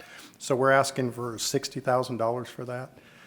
The last updated plan that we're aware of with the city of Roswell was the emergency preparedness plan, and that cost them a little north of $40,000. So we aren't real sure what it's going to cost because we do have a plan in place, a very robust plan, but it has not been updated since 2016. So we're kind of shooting from the hip on the amount, but we feel like that's more than adequate to do it, and certainly it will pay big dividends in the future. Thank you. Any other departments that you would like to hear from, or anybody else interested in coming up to the podium? Do we need to show what? All right, as of right now, we'll go ahead and move on to our public agencies. We have several different agencies present that have requested allocations from the commissioners. Lucia had sent some of those letters out to you, I believe it was on Monday. So you have copies of those requests. And also, we have other agencies here with public input. Mr. Chairman, Commissioners, if I could, I would like to present a proposal for one of our items that we deal with here on a regular basis in the county. We have probably the best, I'm going to take the word probably out. We have the best DWI program in the state of New Mexico. And they do a lot of different things. They assist us in many different ways, and they keep our county safe. We didn't present this to the Finance Committee. I wanted to present it to the full board so that everyone's well aware of what's going on. Over the last several years, the legislature and others in Santa Fe have reduced the amounts that come to us for our DWI programs. One of the things, my understanding was, a lot of people were not getting their funds spent in a timely manner, so they were reverting. And so rather than adjusting maybe the timeline, because that's a big part of it, when the funds come, it's at the wrong time of year, so you can't get them used appropriately, and so then they go back to Santa Fe. And so rather than saying we're going to help you figure out ways to utilize those funds in a timely manner, instead they decided to increase their staff. So the bureaucracy now has an additional 4 people or whatever to help people to get their funding done. Well, that cost about $2.5 million. So how do we pay for $2.5 million? We take it from all the programs. And that funds the bigger bureaucracy. It still doesn't really fix the problem. So that's one of the things I've understood has happened. But Chaves County, through both our local grant and the other funds that we receive, we've come upon a shortfall of about $50,000. And as everyone's aware, we have the Every 15 Minutes program, we have after-school programs, we have treatment and prevention programs. All of these things we don't feel should be cut. And again, Chaves County has the best program anywhere around. We just recently had the Every 15 Minutes again in Hegerman. Try to do those, stagger them about every 4 years so that all the kids are new coming into those programs. So if they have it at Goddard, they'll have it at a different school every year to keep it new and fresh. In year 5, maybe it goes back to Goddard or however it's scheduled. But they've done a really good job of assuring that it's always fresh and new and really touches lives. There's a lot of people right in this room who've been through the Every 15 Minutes program. Commissioner Wade was very involved in that in Hegerman several years back, and he certainly can speak for it. But we would just like to ask that the commission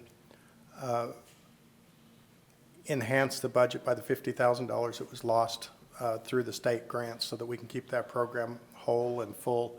Over the last several years, the Finance Department has found new, innovative ways to keep the program operational, shifting some funds from maybe some of our resources on the DWI side to the actual programs to make sure that they're able to do it. But it's gotten to be an amount that we can't really overcome internally, so we'd really like to ask the $50,000 be put in the budget for that. Speaking on a personal basis, my daughter was involved in the DWI Every 15 Minutes program. She was a casualty, and her mother couldn't handle it, and I had to prepare an obituary. I was told by a state police officer at the scene that my daughter was deceased. I physically doubled over from it, even though I knew it was coming. It's an awareness that we cannot let be, we have to keep it. We have to keep the program. It's so beneficial. The other day, when we were talking, we were looking at the budget shortfall, I asked my daughter, I said, how did it affect your class? Because she didn't drink after that. Her classmates, they weren't out partying or anything. And she just made the statement, she said, it scared us all. It scared them straight. And I would hate to see us lose that program. And I encourage my fellow commissioners to agree that it needs to be kept whole. Mr. Chairman, Bill, what what is the breakdown on the 50,000? Do we have a breakdown, Annabelle, on the 50,000? Yes, so that amount will cover all the contractors that got cut by the 25%. And I Pardon? don't, By what? 25%. Okay, so all of the contractors, and this is what their board, the DWI board voted on, right? Correct, Was to to meet- do Correct. the overall Cut. cut by 25% because we lost that funding through the state. Yes. So this would put the This would make- 25% to all contractors. Correct. It would put it And, back. and the coordinator's salary too? It would stay, yeah, the coordinator salary would stay. Stay the same or would it? Stay the same. Okay. Thank you, Mr. Chairman. Good morning, County Commissioners. As a There you are. DWI yes, I was I'm here. looking to see where you were. I was hiding back there, but I'm open to any questions you may have regarding the DWI budget for fiscal year '26.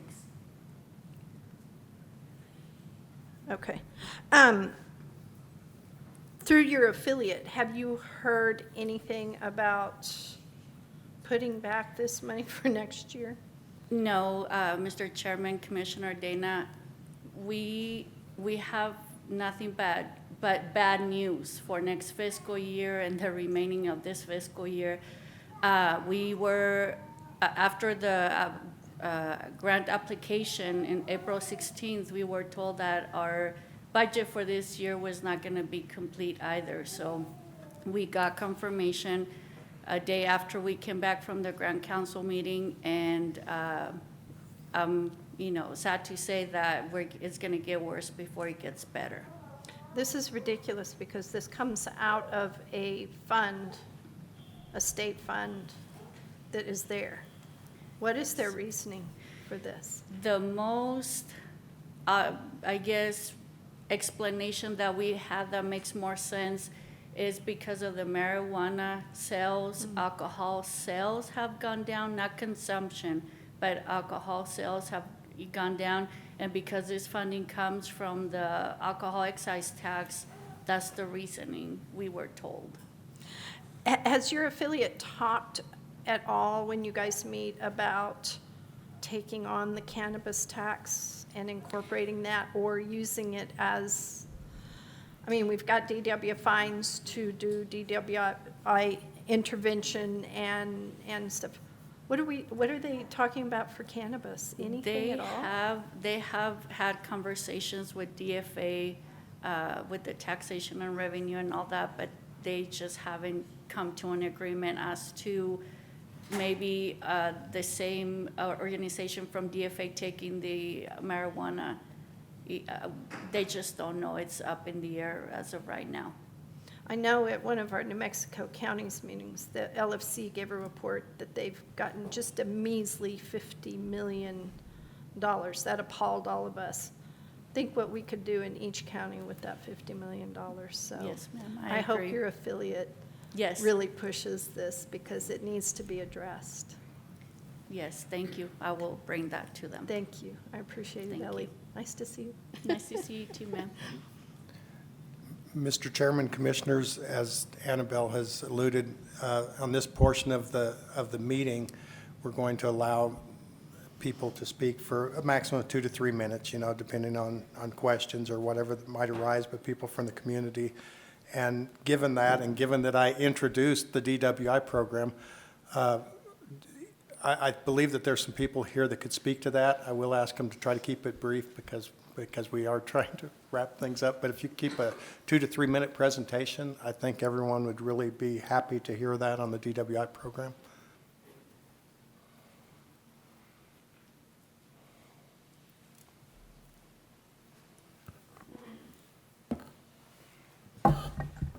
Hi, my name is, Diane Taylor. I have been with the DWI program since it's been founded, which was in 1992 due to the Gordon House Craven crash where on Christmas Eve an entire family was killed due to a drunk driver.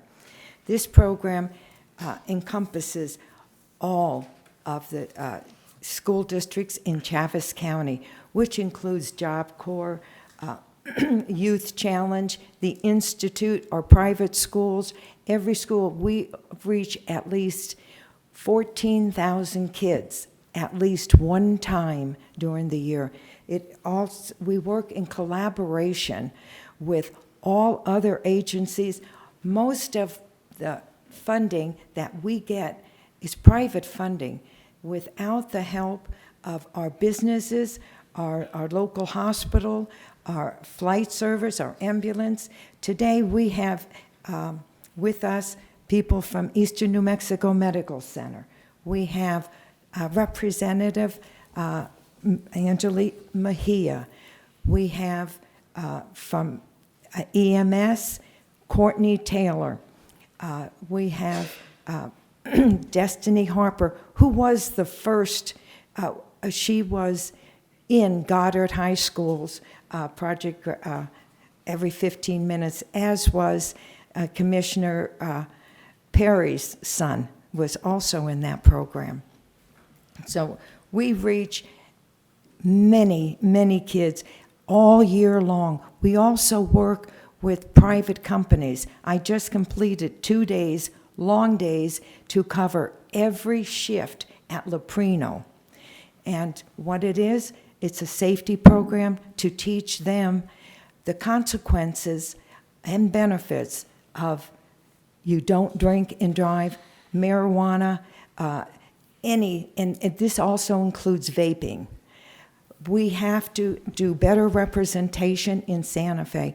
One reason why we have a reduction in excise tax and alcohol is because our private breweries and beer industry, they are not charged. They do not pay the same excise tax. So there's many, many components. We work with Wings for Life. They do a tremendous job, and they're also here today with elementary school, middle school. Ask me some questions. We work the law enforcement, every department, law enforcement in this county, including the state, every city, our sheriff is involved in it. It takes tremendous amount of hours. Professional doctors and nurses. As I said, we have a trauma nurse with us from Eastern New Mexico Medical Center who was a former participant in every 15 minutes. I will provide you some surveys. We also work with the courts, the district court, magistrate court. We work with probation. Every year, I am sent students that our goal is to catch them before we incarcerate them. Once they're in trouble, we try to do programs with them, not only with them, with their parents. Parenting programs are very important. We need to work in concert with, if we don't change attitudes at home with parents, we lost it. So ask me some questions so I don't rattle on. Mr. Chairman, Commissioners, as Annabelle was scrolling through the numbers and the text here, I noticed that their department has really tightened the belt, and their budget is actually $150,000 less this year. And like I say, a portion of that is because of the amounts coming, but it also shows how that department has done everything they can to continue to keep this program whole in every aspect. And I know that it's an important thing for Chaves County. And again, I just want to reiterate that the funding, we've made it go as far as we can. And so we're really needing the help. Do you have anything to add to that, Annabelle? No, I just wanted to mention there are some other grants that I know Ellie is trying to apply for as well, like for our local law enforcement, and so that was reflected in last year's budget. So if awarded, then we'll come before you again for those type of grants. But as of right now, what was shown as of the $552,000, that's strictly just a DWI grant. Any questions, commissioners? Thank you for the opportunity to come before you. I thank our county manager. I just want to close with it's better to get our kids in prevention before detention. And one added thing, thank you to our warden, Mike Briscoe. We are the first county in the state that has opened up and worked with our detention center to show what it's like on the other side, to give them a real sense of, do I want to be in that jail? And you will be provided with some of the surveys taken, and in every survey, our detention center is mentioned. Thank you. Thank you, Diane. All right, now going forward, we do have some agencies present that have submitted those requests, like I mentioned earlier. So at this point, the podium will be open for any agency that wants to come up and talk about their requests. You will have about 3 to 5 minutes to present. Chairman Taylor, Commissioners, we come before you today with USDA Wildlife Services. We're requesting $115,700 from the general fund and $25,000 from the predator board. These funds are also supplemented by federal state monies to pay salaries, benefits, purchase equipment, supplies, vehicles, fuel, and other expenses for your local wildlife specialist. During fiscal year '24, we protected a little over 20,000 head of livestock valued at $18 million within Chaves County. With the absence of our predator damage management, research has shown that predator loss for calves, sheep, and lambs would be approximately 3%, 5.6%, and 17.5% respectively. Using these estimates, we believe that we have prevented close to $450,000 worth of damage. We not only do livestock protection, but we also do a lot of disease monitoring and control within the county, from avian influenza to the feral swine that are on the river, and test them quite regularly. During the fall, we do a lot of AI testing, just to try to stay ahead of possible diseases that could be happening around. With that, I'll open it up to any questions. I think for clarification for most of the folks in the room, this is a program that is to decrease predation on private property for non-protected game, correct? Well, yes, yeah, for non-protected game, it's for, livestock protection mainly. Right. We're talking like coyote control. Coyote control, Right. yes, sir, yeah. So Coyotes and- just for those in the crowd, the Game and Fish Department has funding, but not for non-protected species. So these folks patrol and work on private property to lessen the loss of recruitment on livestock industry. And it's pretty important that they get to do this to keep our livestock industry rolling the right direction, correct? Yes. Yeah, okay. Thank you. That's all. More of a comment than a question. You guys have been cut by the federal government? We did Funding-wise? We did face some cuts, but they are reinstating, guys that they did cut there.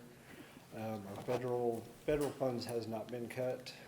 They finally decided to deem us as essential, and so the federal funds are still there. We haven't received any cuts on that end yet.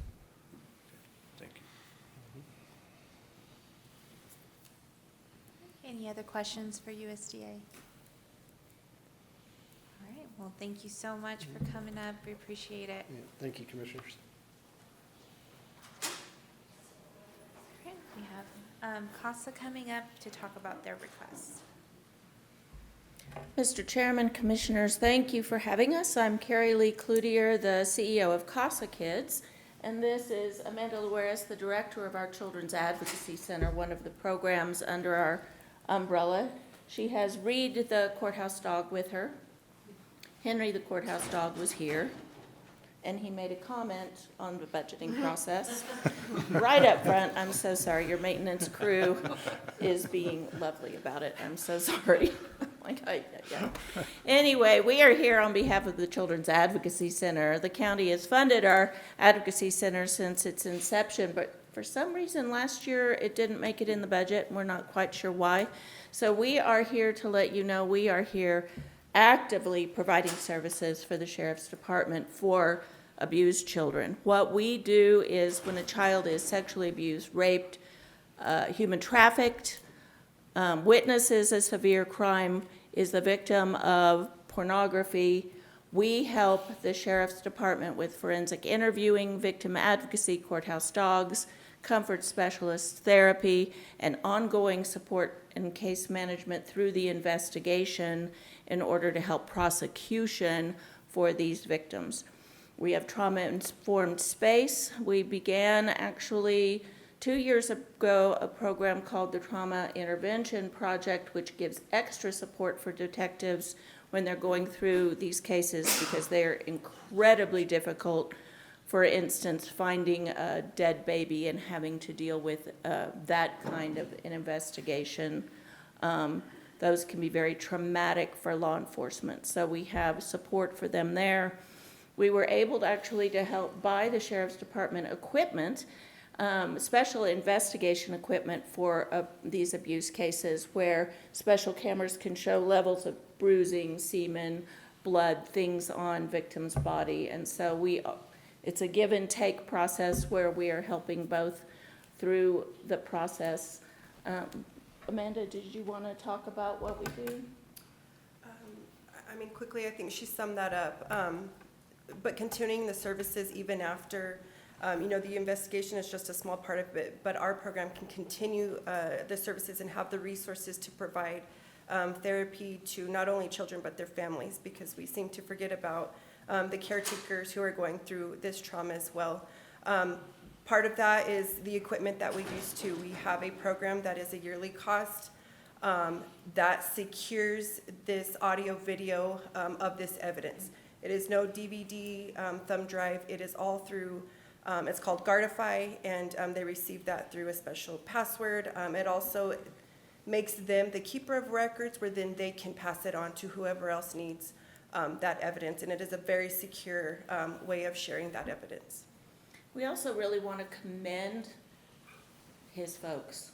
His detectives are incredible. They're tenacious. They are involved. We give monthly case reviews, constant training for his team, and they don't let go. They do everything they can to put predators behind bars, and it's very difficult very often to prove these kinds of cases. You wanted a special shout out to one of... Just our resource officers, they have been able to build those positions. And if we are not conducting a forensic interview, also our hours are 24/7, 365 days. So they can call us. We are available at those 2, 3 o'clock in the morning situations. But going back to our resource officers, they call us to collaborate cases. For families, we're trying to avoid children going into custody.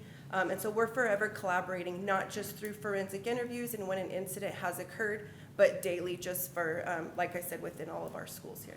Yeah, you should be, I know you are, but you don't see the everyday work on these child abuse cases, and you can be really proud of the work they're doing there. Do you have any questions? Mr. Chairman, I have a question. I know you go to Santa Fe and you lobby our legislators for help with the dogs, trying to get funding for the dogs. Do you lobby at all for making stronger laws for child Yes. abuse, for Our this state- CYFD? I mean, we have so many problems with CYFD. You guys see it every single day, 24/7. Are you up there shouting to our legislators, telling them the horrors that you're seeing and trying to make these laws, trying to make the reforms with CYFD? somebody's got to listen. And you guys are on the front lines.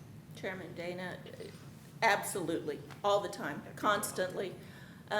So working with state legislature, also our federal representatives, hard with both of them that we are, it's a complete crisis. It's a complete crisis right now across the board. So the answer is yes, and working hard on it. Good, good, thank you, because I hear more on the dogs, which is important, but you guys are on the front lines. Yeah, they're just CASA few, so has to people be pay attention. on the front lines, telling our legislators what they see. Oh, no, we are. Thank you. Thank you. Any other questions for CASA staff? All right. Thank you. Thank you. All right. Mike Espiritu from EDC. I'd like to remind you that we have 2 to 3 minutes per speaker. Just kidding, Mike, just kidding. Good morning. Do you have any questions? Well, first, thank you, Mr. County Manager. Thank you for your support this past year. We've had some really great wins for Chaves County. We anticipate even more. I know you recently read, I haven't had a chance to brief you on the Amazon deal, but that's a pretty good deal, and that's because of funding from you to help us create that opportunity to create site-ready projects, much of what we'll be doing this coming fiscal year.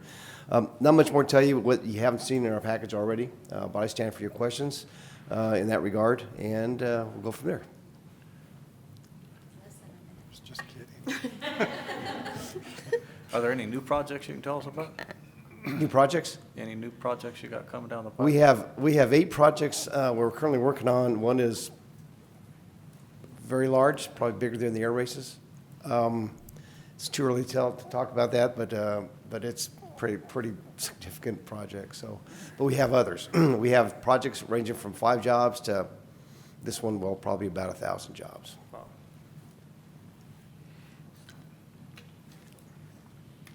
I'd just like to say that, Mike, you and your staff have done a fantastic job bringing in the air races and all the other projects you're working on. I just want to say thank you. It's a pleasure. It's truly a pleasure. Well, thank you all. Appreciate it. Thank you, Mike. Ms. Barbara Gomez from Main Street, Roswell. Good morning, Commissioners. Good morning, Chairman Taylor and Bill Williams. First of all, I want to commend the county, first of all. I'm telling you what, I work with a lot of people every single day. I work with governmental people. I work with community people. I work in advertising. I mean, you name it. I work with sponsors. But your staff is amazing. I mean, I've had the opportunity to work with them. They're very professional. They are outstanding in everything that they do. The great opportunity I've had to work with them with the Great Blocks Project has been an incredible honor to myself and to Main Street Roswell. First of all, like I said, I'm coming on behalf of Main Street Roswell. I don't want to be redundant, but I did provide for you a letter. But we want, on behalf of Main Street Roswell, we want to express our enthusiasm for the collaborative efforts underway between our organization, New Mexico Main Street, and Chaves County in the development of the upcoming Chaves County Cultural Plaza. I have provided for you some packets, and in the packets I put for you a picture of the plaza. It probably isn't the newest, latest, greatest picture, but it is a picture of the plaza. We're so excited about that. All over the country, main streets are regarded as one of the most critical elements in helping to restore the American economy and the overall sense of well-being. This plaza marks the ongoing effort by highlighting Main Street's dedication to local small businesses, the beautification of the district, and by generating activities and events that help in rebuilding the economic base needed to generate revenues for the municipality, which aligns seamlessly with the mission of Main Street Roswell and presents numerous benefits to our community. With the introduction of the Chaves County Cultural Plaza, we see exciting opportunity to further enhance the appeal of our city and downtown and to solidify Roswell and Chaves County's position as a destination for arts, culture, and recreation. I was talking to Alex about this before I started today.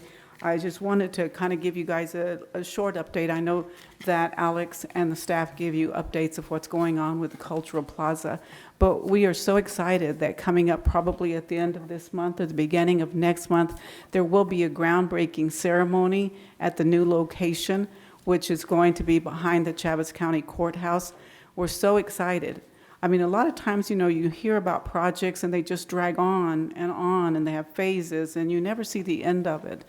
But this project, I think we're going to see it in fruition really, really quick. So we hope that all of you will attend whenever we put together the groundbreaking ceremony. In this respect, in light of everything that we are working on, like I said, I would like to thank Annabelle, and I would like to thank Alex and Bill Williams and the work they have done. They have put together some incredible meetings, and they have included us every step of the way, and we are so thankful for that. We have been on the inside track of what is going on with this plaza and this development. I had the opportunity recently to work with Adriana also. Like I said, incredibly, very dedicated, very professional staff that you have.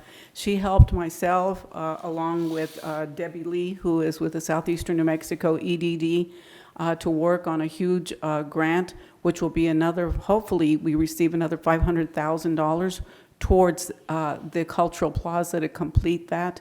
So that's already been submitted. We don't know yet if we will be receive that funding, but if we do, that will be added to the $1.2 million that went toward $2.1 million that went towards this project.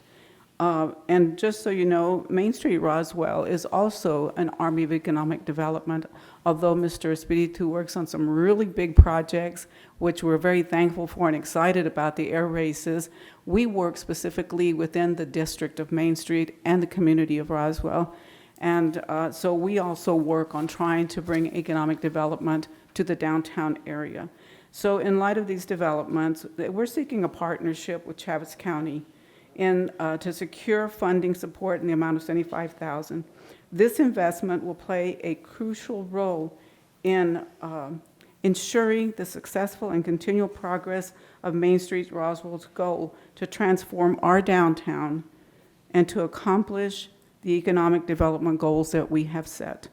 The packets that I have given you, they do have, of course, the picture of the plaza itself, which, like I said, you probably have seen this picture a number of times.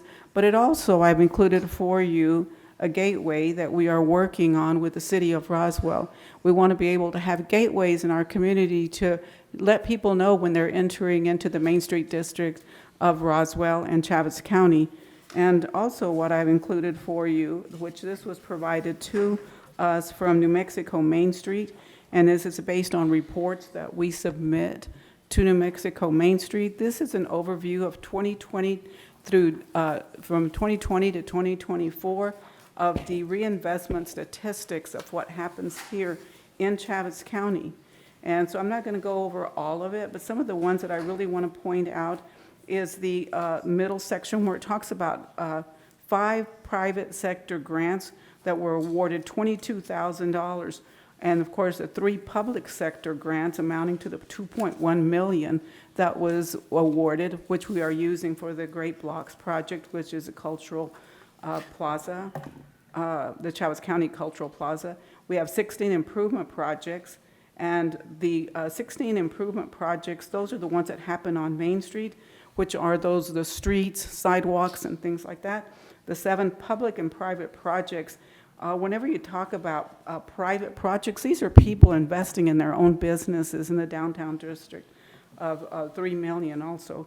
The last 2 items on the bottom, the first one being the volunteer hours. We really work with a lot of volunteers, and volunteer hours are hours that if we would have spent this much money to do some of these projects, this is what it would cost. So within the last years, we've had 11,794 volunteer hours, which amount to about $322,920 worth of money that we didn't have to pay out because we had volunteers.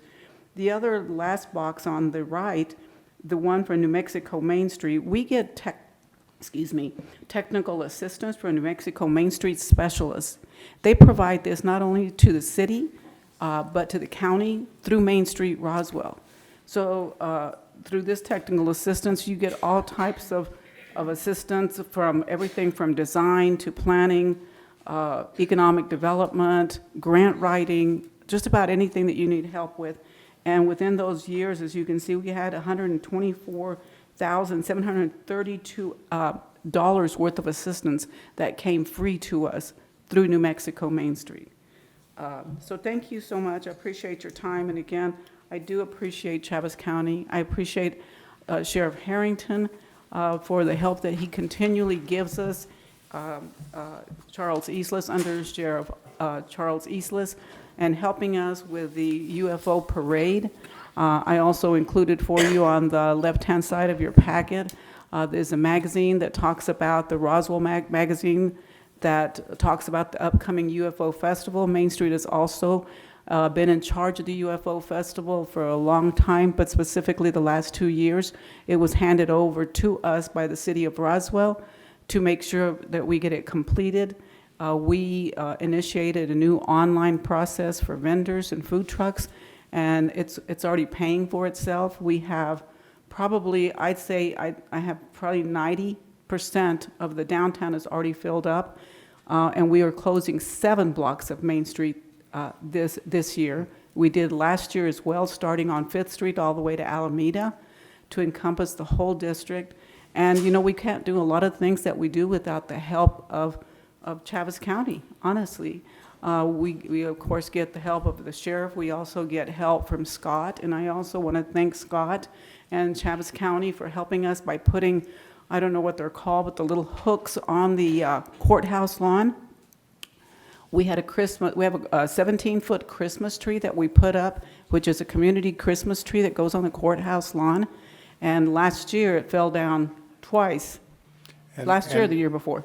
I think it was the year before, but also we've purchased a nativity set that will hopefully kind of enhance all that this year too. So just wanted to thank you for the tree and thank you for everything you've been doing for us. And so at Christmas time, look for the new nativity they scene put those too. little hooks in there, which have been... They'll work well together. Yeah, So. it's been instrumental not to, our tree fell over twice last year with the wind. So thank you, Chaves County. We appreciate you. Thank you.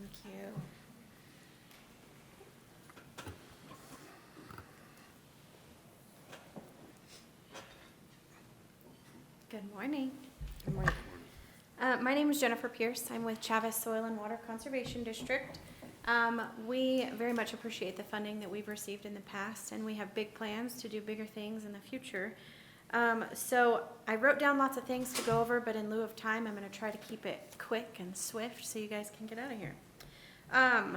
We are asking for about a 16% increase from the amount of money that we have requested from you historically. The purpose of that is we are hiring a new noxious weed coordinator. I actually have an interview for somebody here in about 30 minutes.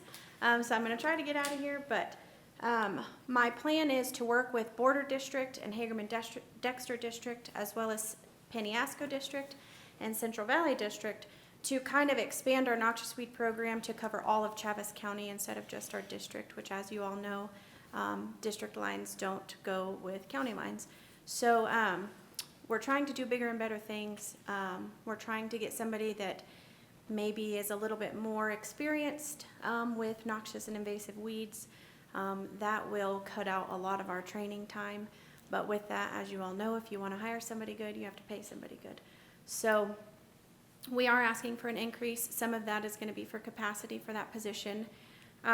We do get a mill levy. That mill levy goes towards a lot of the money that we put on the ground, including our cost share program, which helps put in sprinklers, pivots, pipelines. We do brush control and things of that sort as well. In fiscal year 23, we covered about 10,000 acres of noxious weeds. In fiscal year 24, with a brand new employee, we covered about half of that. We monitored about 12,000 acres though in 2024.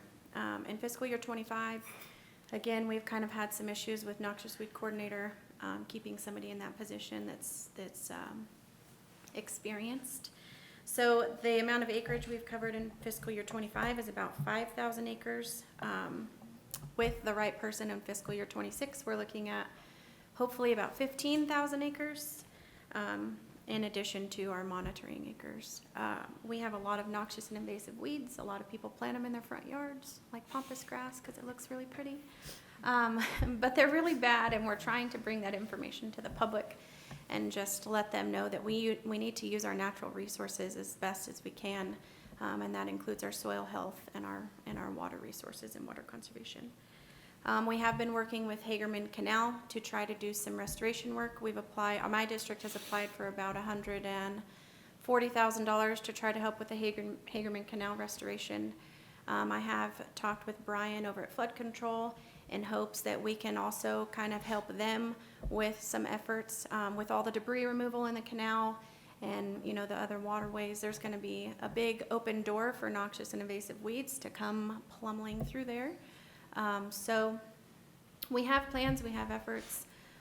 We've gone from a 2-person office to now a 3-person, hopefully 4 people next week, hopefully.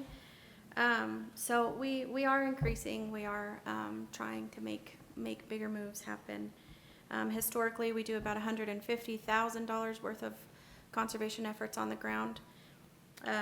This year, fiscal 25, we got about $530,000 worth of conservation efforts put onto the ground, including we did a healthy soil program where we're helping people cover their corners with native grass seed, some mesquite work. We did about $135,000 worth of juniper work up near Corona, which isn't in our county, but it is in my district. And then we also did about $60,000 worth of salt cedar work north of Roswell. I'm working pretty closely with BLM, NRCS, State Land Office, some other conservation teams to try to really attack this salt cedar problem, starting from as far north as we can get and working our way down. Anything we do upstream obviously is going to help those downstream. We're going to try to help our water to stay here and not to move on down to Texas. So we're making big plans, we're doing big things. We appreciate y'all's support, and I will, I guess, open that to any questions you might have. Any questions for Mrs. Pierce? I want to include really quickly, we applied for $686,000 in grant funding. So we're really hopeful that we'll get most of that as well. So, all right. All right, thank you so much. Thank I you, appreciate guys. it. Thank you. Have a good day. I'm gonna jump and I'll make it real quick. Thank you. So Tamara Schubert, Cooperative Extension. Thank you so much, Alex, who's passing out our annual report as always. So we had close to 200,000 in contacts this year between our 4-H, our FCS, and our ag programs within our offices. This is the first year in several years that we've been fully staffed, so we were super excited about that. We are looking at a slight increase this year in our budget request above about $6,000, and that's due to the salary of higher education that was voted on in Santa Fe. We do have an intern joining our office this summer to come learn about the programs that take place in Chavez County, but that is paid for through the university dollar, so free for you all. And I promise to keep it short and sweet, so I'll stand for any questions if you've got any. Our impacts are all laid out there in our report for you.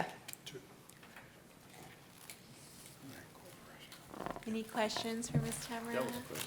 I try. Thank you for everything you do, and I look forward to the new building and the space to do We're more good excited. stuff. So the Yes. president's coming to town, the NMSU president's coming to All right. town here in a couple of weeks, and Wonderful. we'll see if we can't line up a tour if it fits within their schedule. All right, thank you. Alex is planning to show him the red carpet. The office Yeah. asks almost on a daily basis, how close are we? And I was like, well, you have to clean up this space before we can move into a new space. Show him what Chaves County and our investment is to the youth of Chaves County. I toured the one in Curry County. We had a New Mexico County board meeting, and I'm sorry, ours was better. Well, we appreciate you all. Thank you. Thank you, Tamara. We have one more agency coming up. I would say He'll be right back. yeah, anyway. My name is Travis Gray. I serve as the Chaves County 4-H and FFA president. So I don't know if that's a good thing or a bad thing, but this last year with you guys' funding, we had over 150 exhibitors at the county fair. We had over 700 exhibits exhibited at the county fair. We've set the date for this next year's county fair. We'll kind of move in July 18th and we'll go through the 25th of July. And I really want to have you guys come to our awards program on the 24th, is a Thursday night. I'll get you guys some information on that, but you know, last year we asked for a lot and we really went back and looked at what we spent and how we used our money, and we decreased our ask quite a bit. So with that, I'll stand for questions. Other than that, Mr. Chairman, Commissioners, I'd like to point out that it's a pretty rare occurrence that an entity asks us for money, then comes back the following year and asks us for less money. But I think that speaks to the integrity of the 4-H and FFA fair. They had some legitimate needs last year. They came with their hat in their hand and asked very nicely for some additional funds, which they were able to accommodate. The commission was able to accommodate them on that, but they didn't take advantage of us. They came back with, how much is it? It's 15,000 less? I'm trying to remember the exact amount, but pretty close. It's a large amount less. And, you know, in today's world, we tend to find out that, well, someone will pay this amount, so then the prices never go back down, you know. After post-COVID being a good example, prices went up and they said, oh, people will pay that for a roll of toilet paper, so let's keep it there. It just says a lot about this entity and what they're teaching to the kids by their honesty. Thank you. and our whole outlook, the whole board, everybody's outlook is, you know, it's for the kids. So we do, it's 100% volunteer efforts out there. The only thing that is our big expense is rent of the fairgrounds and paying judges to come in and judge the livestock shows or the inside exhibits. So that is 100% what we spend our money on. So, one question, what does Eastern charge you for rent So of the fairgrounds? at currently, we started last year's rental of the fair facility. We got the whole facility for 12 days, and we're at 20,000 with a 4% escalation. We signed a 5-year contract with them. So at the end of I think 2029, we'll be right under 24,000 for the rental of the facility. It seems like a lot, but they air condition all those buildings. We used to have people outside in buildings that weren't air conditioned. Working in the July heat was pretty rough. So they allow us to utilize all their air conditioning, which is extremely nice that time of year. So, and I think they have plans to expand their facility. So we'll continue to get the benefits from those guys. So, but that's what we pay. And utilities included? So Yeah, that's- utilities thank and all that's goodness. included, Right. yeah. So, only thing I think we have to buy is toilet paper, so. And the prices. Any other questions for Mr. Gray? Thank All you. right, thank you so much. We have Mr. Lamb here from Boys and Girls Club. I was curious about that. And I believe I might be the last one. I believe so. I believe so. Rick Lamb, Executive Officer for the Boys and Girls Club. Our request is not changed at all from last year. We're still asking the $25,000, but I want to let you know some things that have actually changed this year and some good things that have happened. One, of course, we've started working with Wings for Life.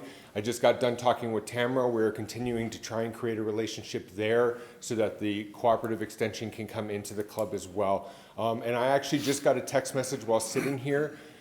We will be licensed by the beginning of summer.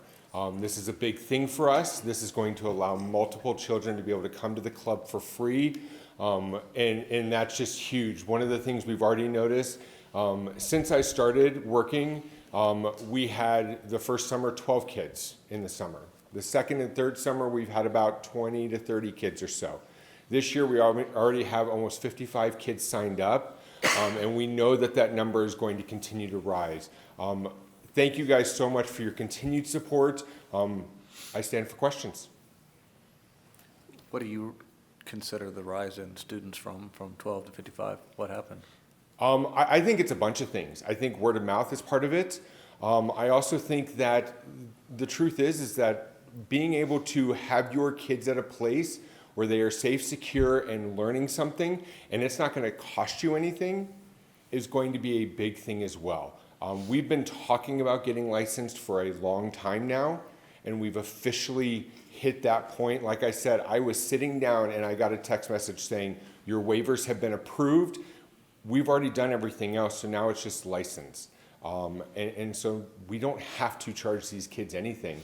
I think our only one step that's going to prevent us from truly breaking open the doors and just having that club filled to the seams is transportation.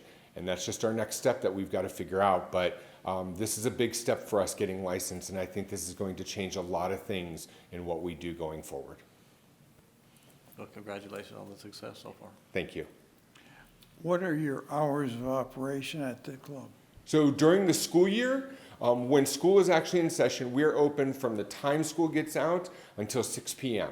Till 6? Till 6 p.m., yes, sir. You're not open in the evening for kids? Not at this time. That, of course, is very easily probably going to change as time goes on. With us getting licensed, the conversation has already happened. We're not going to be charging teens to come to the club. That means that we need to start making some of those changes in time. And so we will be looking at that and seeing what the parents need, starting to look at maybe serving dinner and everything, because we do work with the food programs in the state, and so we can help there as well. These are all things that we will be looking at as we move forward, but 6 at this time is where we go to. And then during the summertime, we're open from 7:30 a.m. to 5:30 p.m. And once again, now that we are licensed, we are going to have to reevaluate where we're at and what the community needs to make sure that we can truly take care of them. Any other questions for Mr. Lamb? Thank you so much. You have a blessed day. And one more time, if anybody else wants to come up to speak. All right, with that, I'll start wrapping up. I just wanted to give a quick overview. As you heard a lot of departments talk about their requests and capital outlay, for example, I'm going to give a quick summary of what the capital outlay items were. And as you heard probably from some, that they did request items and they were either awarded now or awarded later. The reason why there were some items that were awarded now was because when meeting with the Finance Committee, there was going to be a potential carryover, and this can come from various factors. It can come from revenue that was anticipated that came in higher, or there was actual savings. Even though the departments budgeted a certain amount for fiscal year 2025, their year-to-date actuals were less than anticipated to be at that budget number at the end of the year. There's also potential vacancy savings from throughout the year that we look at as well. And so if there are some funding available that would be a carryover, our Finance Committee really looks at that. And then there's some items that come as a request that are, could we purchase this now? And it's sort of a incentive for the departments to say, if you truly need to spend it, spend it. But if you don't and you request something you really need, we'll look at purchasing that now. And so I just wanted to give a quick recap on this. Let me just move this down. This is the overall budget, the overall capital outlay request from all the departments. And as you can see on the top, I talked about, those big construction projects that are ongoing. And this is just for county portion. And that is where that $7 million that I talked about, county reserves that would be used for those projects, is currently reflecting in the budget. Now below are all the requests, and you can see here we have certain notes coming from our finance committee when we met. Now, the truck that Mr. Palomino talked about, we're going to try to see if we could purchase that now. The furniture for the fire services, that will be added to the operating budget itself. The safety truck that was requested as well for Joseph Cobos will be looked at to try to be purchasing now. And although it's under the not approved column, it's not necessarily that it wasn't approved, it's just some items that we're not gonna put on for next fiscal year. I'm actually gonna come before you next week with a budget adjustment resolution to increase those amounts. The sheriff's office for that K-9 vehicle he talked about, that is approved and that's currently in the new fiscal year. The item that was determined to be waited on was the 2 Chevrolet Silverados he asked for. Planning and zoning, the contractor cleanup, asbestos removal and testing is currently in the budget. The planning and zoning truck that was requested will be looked at mid-year. Facility maintenance as well, the safety railing, that is currently approved and in the budget. The new tractor was not approved. However, the telehandler forklift that he talked about is currently in the budget for fiscal year 2026. However, our purchasing director is trying to see if that could be something that could be purchased before June 30th. And if so, you will hear from me in the June meeting asking for that budget adjustment increase to purchase now, and then it'll be reflected as a decrease for fiscal year 2026. There was also a project from facility maintenance of the ADA stones from the St. Mary's complex over here. They were kind of building up the concrete, if I say this jargon correctly. That was approved, but it's actually moved into his operational expenses. So even though it's reflected not approved, it is approved and in his current budget.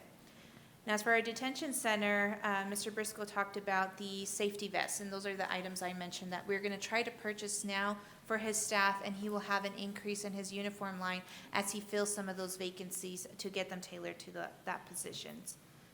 As well as the ICIP, the fisheye cameras, that is not approved, but will be requested before the legislators for approval of that project. The south and west parking lot renovation, as I mentioned also, that will also be looked at as an ICIP recommendation before the legislators. And road is the one that had several items requested. They do have 4 items currently that are going to try to be purchased now. And that is the wheel loader that Mr. West talked about, as well as the lease buyout for the other wheel loader they currently have. The 34-yard compactor, that one is currently on order and will probably arrive before June 30th. And then they have 2 vehicles. The on-call truck will hopefully be on as well before June 30th, as well as the 2025 F-250 that is used to drive out to the Duncan area. Now, some of the items that were approved to move forward for fiscal year 2026 was the pothole patching machine that Mr. West talked about, as well as that tire truck. The items that were not approved and will probably be looked at either mid-year or until next fiscal year were the roll-off truck, the new compactor site for west of the county and south, the 25-yard grapple truck, and the other one, the crew cab, the F-250 crew cab 4x4. So those are not currently approved or being purchased now. But they will be considered either at mid-year review or until next fiscal year. But the total that we'll be purchasing in fiscal year 2025, things that we're confirming that we can get before June 30th, is $451,520. That's potentially what will come before you next week as a budget adjustment resolution for fiscal year 2025. And so with that, I will start wrapping up this year's budget workshop. As I mentioned, next week I will come before you with the amended budget. Right now, it's the estimated $95,683,784. That will be a little bit changed by next week, and you'll see that in the agenda that will be sent out tomorrow. We did have some fire apparatuses that were ordered, so we have to increase that a little bit on the fire side, and as well as any other recommendations from today's meeting. But other than that, I stand for any questions. All right, thank you, Mr. Chairman. County manager's comments. Yes. Thank you, Mr. Chairman, Commissioners. I just want to add 2 or 3 things real quick. Unfortunately, she stepped out of the room again. I've failed to notice that Representative Mejia has been here for nearly the entire meeting. I want to thank her for her interest and for her continued support to our county. Hopefully she can hear us out in the hall. I saw she grabbed her phone and went out, but she's a real godsend, as are all the other legislators who help us fund so many of these projects. Next week, as early as Monday, Commissioner Taylor and Commissioner Perry will be going to Washington. They're helping us battle for SRS and PILT. If we can get our SRS funding intact and assured that we get that, it will protect our PILT. We get a very small amount for SRS funding, approximately $34,000 a year, because we have a very small amount of forest. But if SRS is not funded, they reach over into the PILT pocket and make every forest county whole. Last time that happened to Chaves County, we lost about 8% of our PILT payment. Last year, our PILT payment was $4 million approximately. So we would much rather see them fund SRS so that our PILT is not reduced by 8%.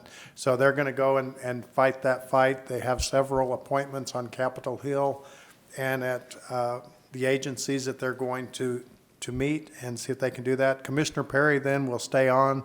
He's going to be working with some other groups fighting the national interest electric transmission corridors that are proposed 5 mile wide, 5 to 15 mile wide swath all the way through eastern New Mexico, and it turns and goes a little bit west in Chaves County over to Otero and up into southern Colorado, some of their counties, a little bit into Oklahoma. So he's going to be working towards slowing that down as well. Also, Margaret, who works for us with American Stewards for Liberty, she will be there all week, various meetings and various topics, but she would like to get Mr. Perry's input on the Endangered Species Act. They'll be meeting with Congress on trying to reform some of that stuff, and Commissioner Perry, of course, has a long history in game and fish and certainly has a lot to supply for that. So our commissioners have a very busy week. I don't know how the chairman's going to do. He's going to be flying back on the midnight flight, and he'll be in here, rubbing his eyes, I'm sure, on Thursday morning for our commission meeting next week. Commissioner Perry's going to do his best to call in, but, depending on if he's in the middle of a speech, which I know he likes his speeches, he may or may not be able to call in. Tomorrow is Detention Officer Appreciation Day, culmination of Detention Officer Appreciation Week. It'll be from 10 to 2 at Hobson Hall at the fairgrounds. They have over $15,000 in prizes and stuff that they will hand out to their staff. Oh, we're up to 16 to 17 already.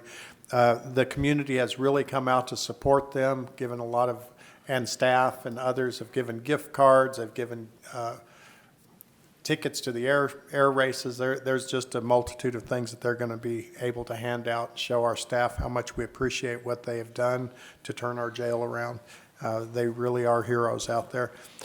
Next week at the commission meeting at noon, we will be having a ribbon cutting for the walking trail. I know most of the walking trail's been done for a while, but finally got the final details wrapped up. Alex has invited the architect, some other people from the community, the local VFW chapter. I think it's 13127, but don't quote me on the VFW chapter number. They have adopted the bridge, planted 8 trees, 6 trees for every branch of the military, 1 for the MIA, and one for the Veterans of Foreign Wars. So they'll have a plaque by each of those trees and be taking care of that, and taking care of the bridge as a place for veterans to come and reflect, and it's just a real nice thing.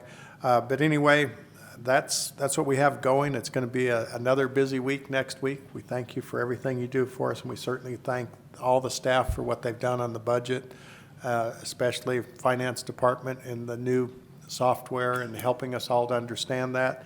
Thanks to the new Finance Committee, and thanks to all the commissioners for all you do for us every day. That's all. Commissioner Dana. Thank you.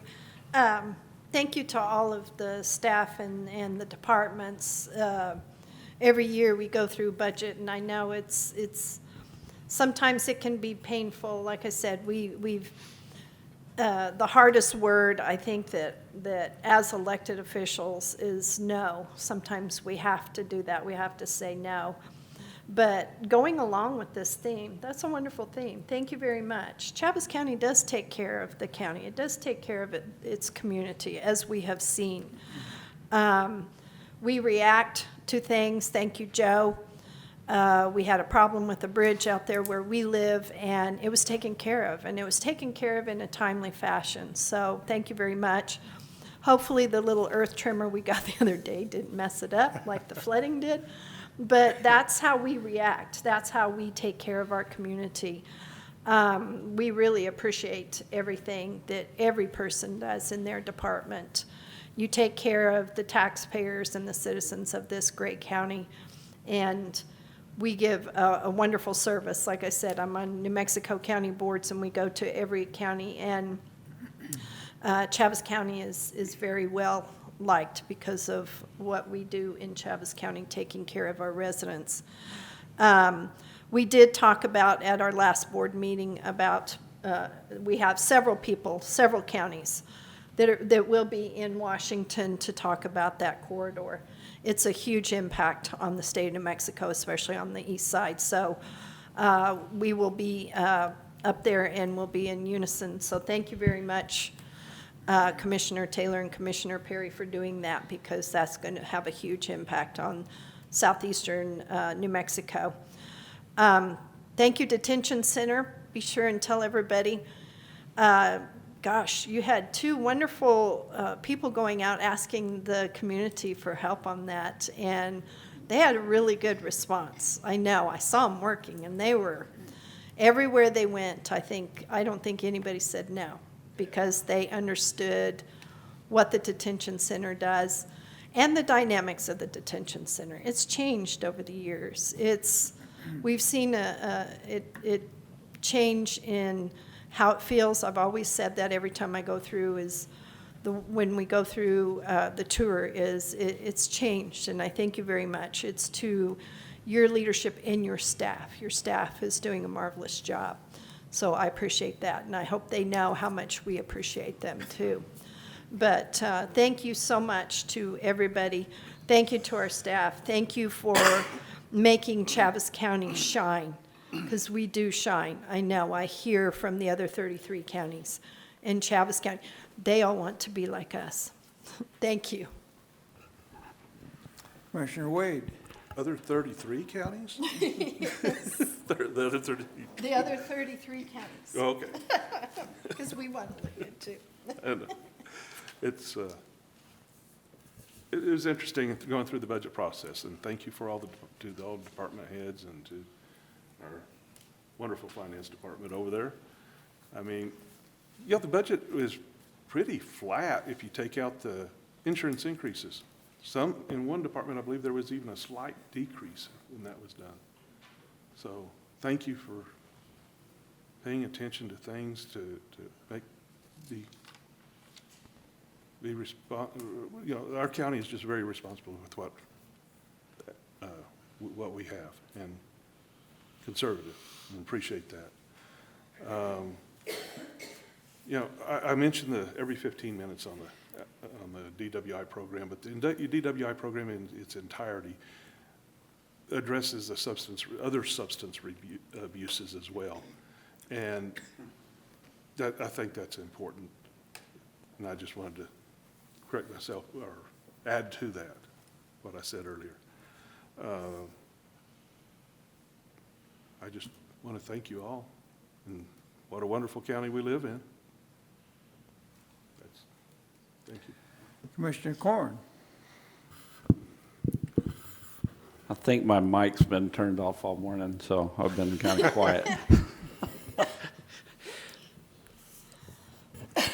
You know, you guys went through a lot of head scratching getting all this stuff done. There was a lot of work put into all of this. A lot of people's already left. You know, that Diane, she did a great job. I mean, Sheriff did a great job. Everybody did a great job. Detention center. Like I said, there's a lot of head scratching going on, and I'm glad I wasn't in a lot of those numbers because I would be still scratching. But anyway, you know, they were talking about the fairgrounds and stuff like that. This is probably not the place to be talking about some of this, but, you know, I think in the northern part of the state, they're trying to move the state fair, and I don't know if there's a way that we as a Chaves County can kind of put our name in the hat for a change of location. That would really help our end of the state and get it away from the northern end of the state where they don't have much to do with some of the ag part of it. You know, there's just a lot of different things that we can do, and you guys are doing the best, the best you can do. Other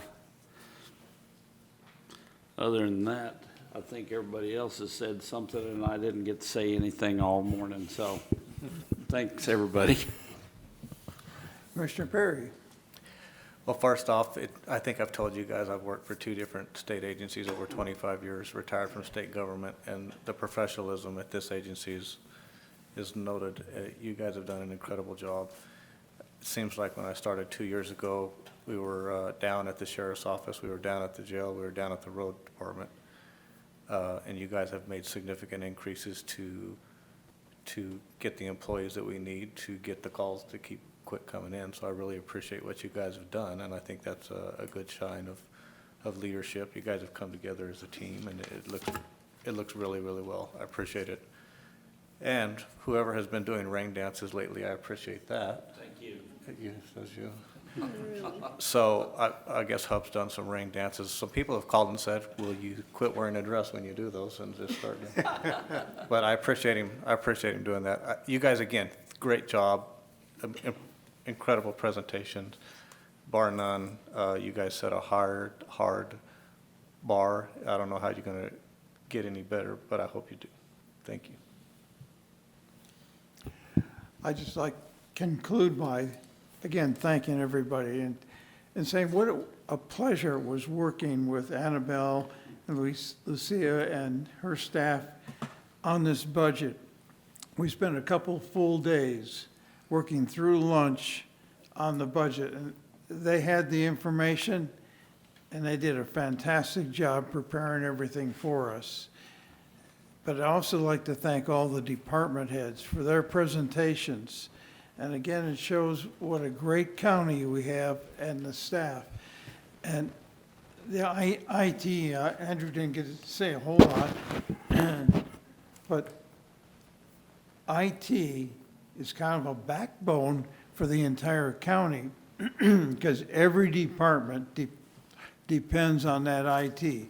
They got to keep all those computers running so that we have all the data. The sheriff's department, the detention, the finance, road department, everybody really depends on IT. But everybody here in this organization, this county, does a great job. If you look at our budget, again, except for, if you in fact take out the insurance increases, we're pretty flat. It's very, and yet, I think it's a conservative budget, and it was well prepared, and I want to thank everybody for the great job. And I really appreciate Representative Mejia being here to be part of our, she's already left, but I think it was great that she was here for part of our meeting. Again, thank you. Mike and I are going to have an interesting week next week, but we'll do it. And I will be back by Thursday morning for the meeting. With this, do we have a motion to adjourn? So moved. So moved. Oh, everybody in favor? Not everybody wants to stay, I guess. We had so much fun, we just. All in favor of adjourning? Aye. Aye. We're adjourned.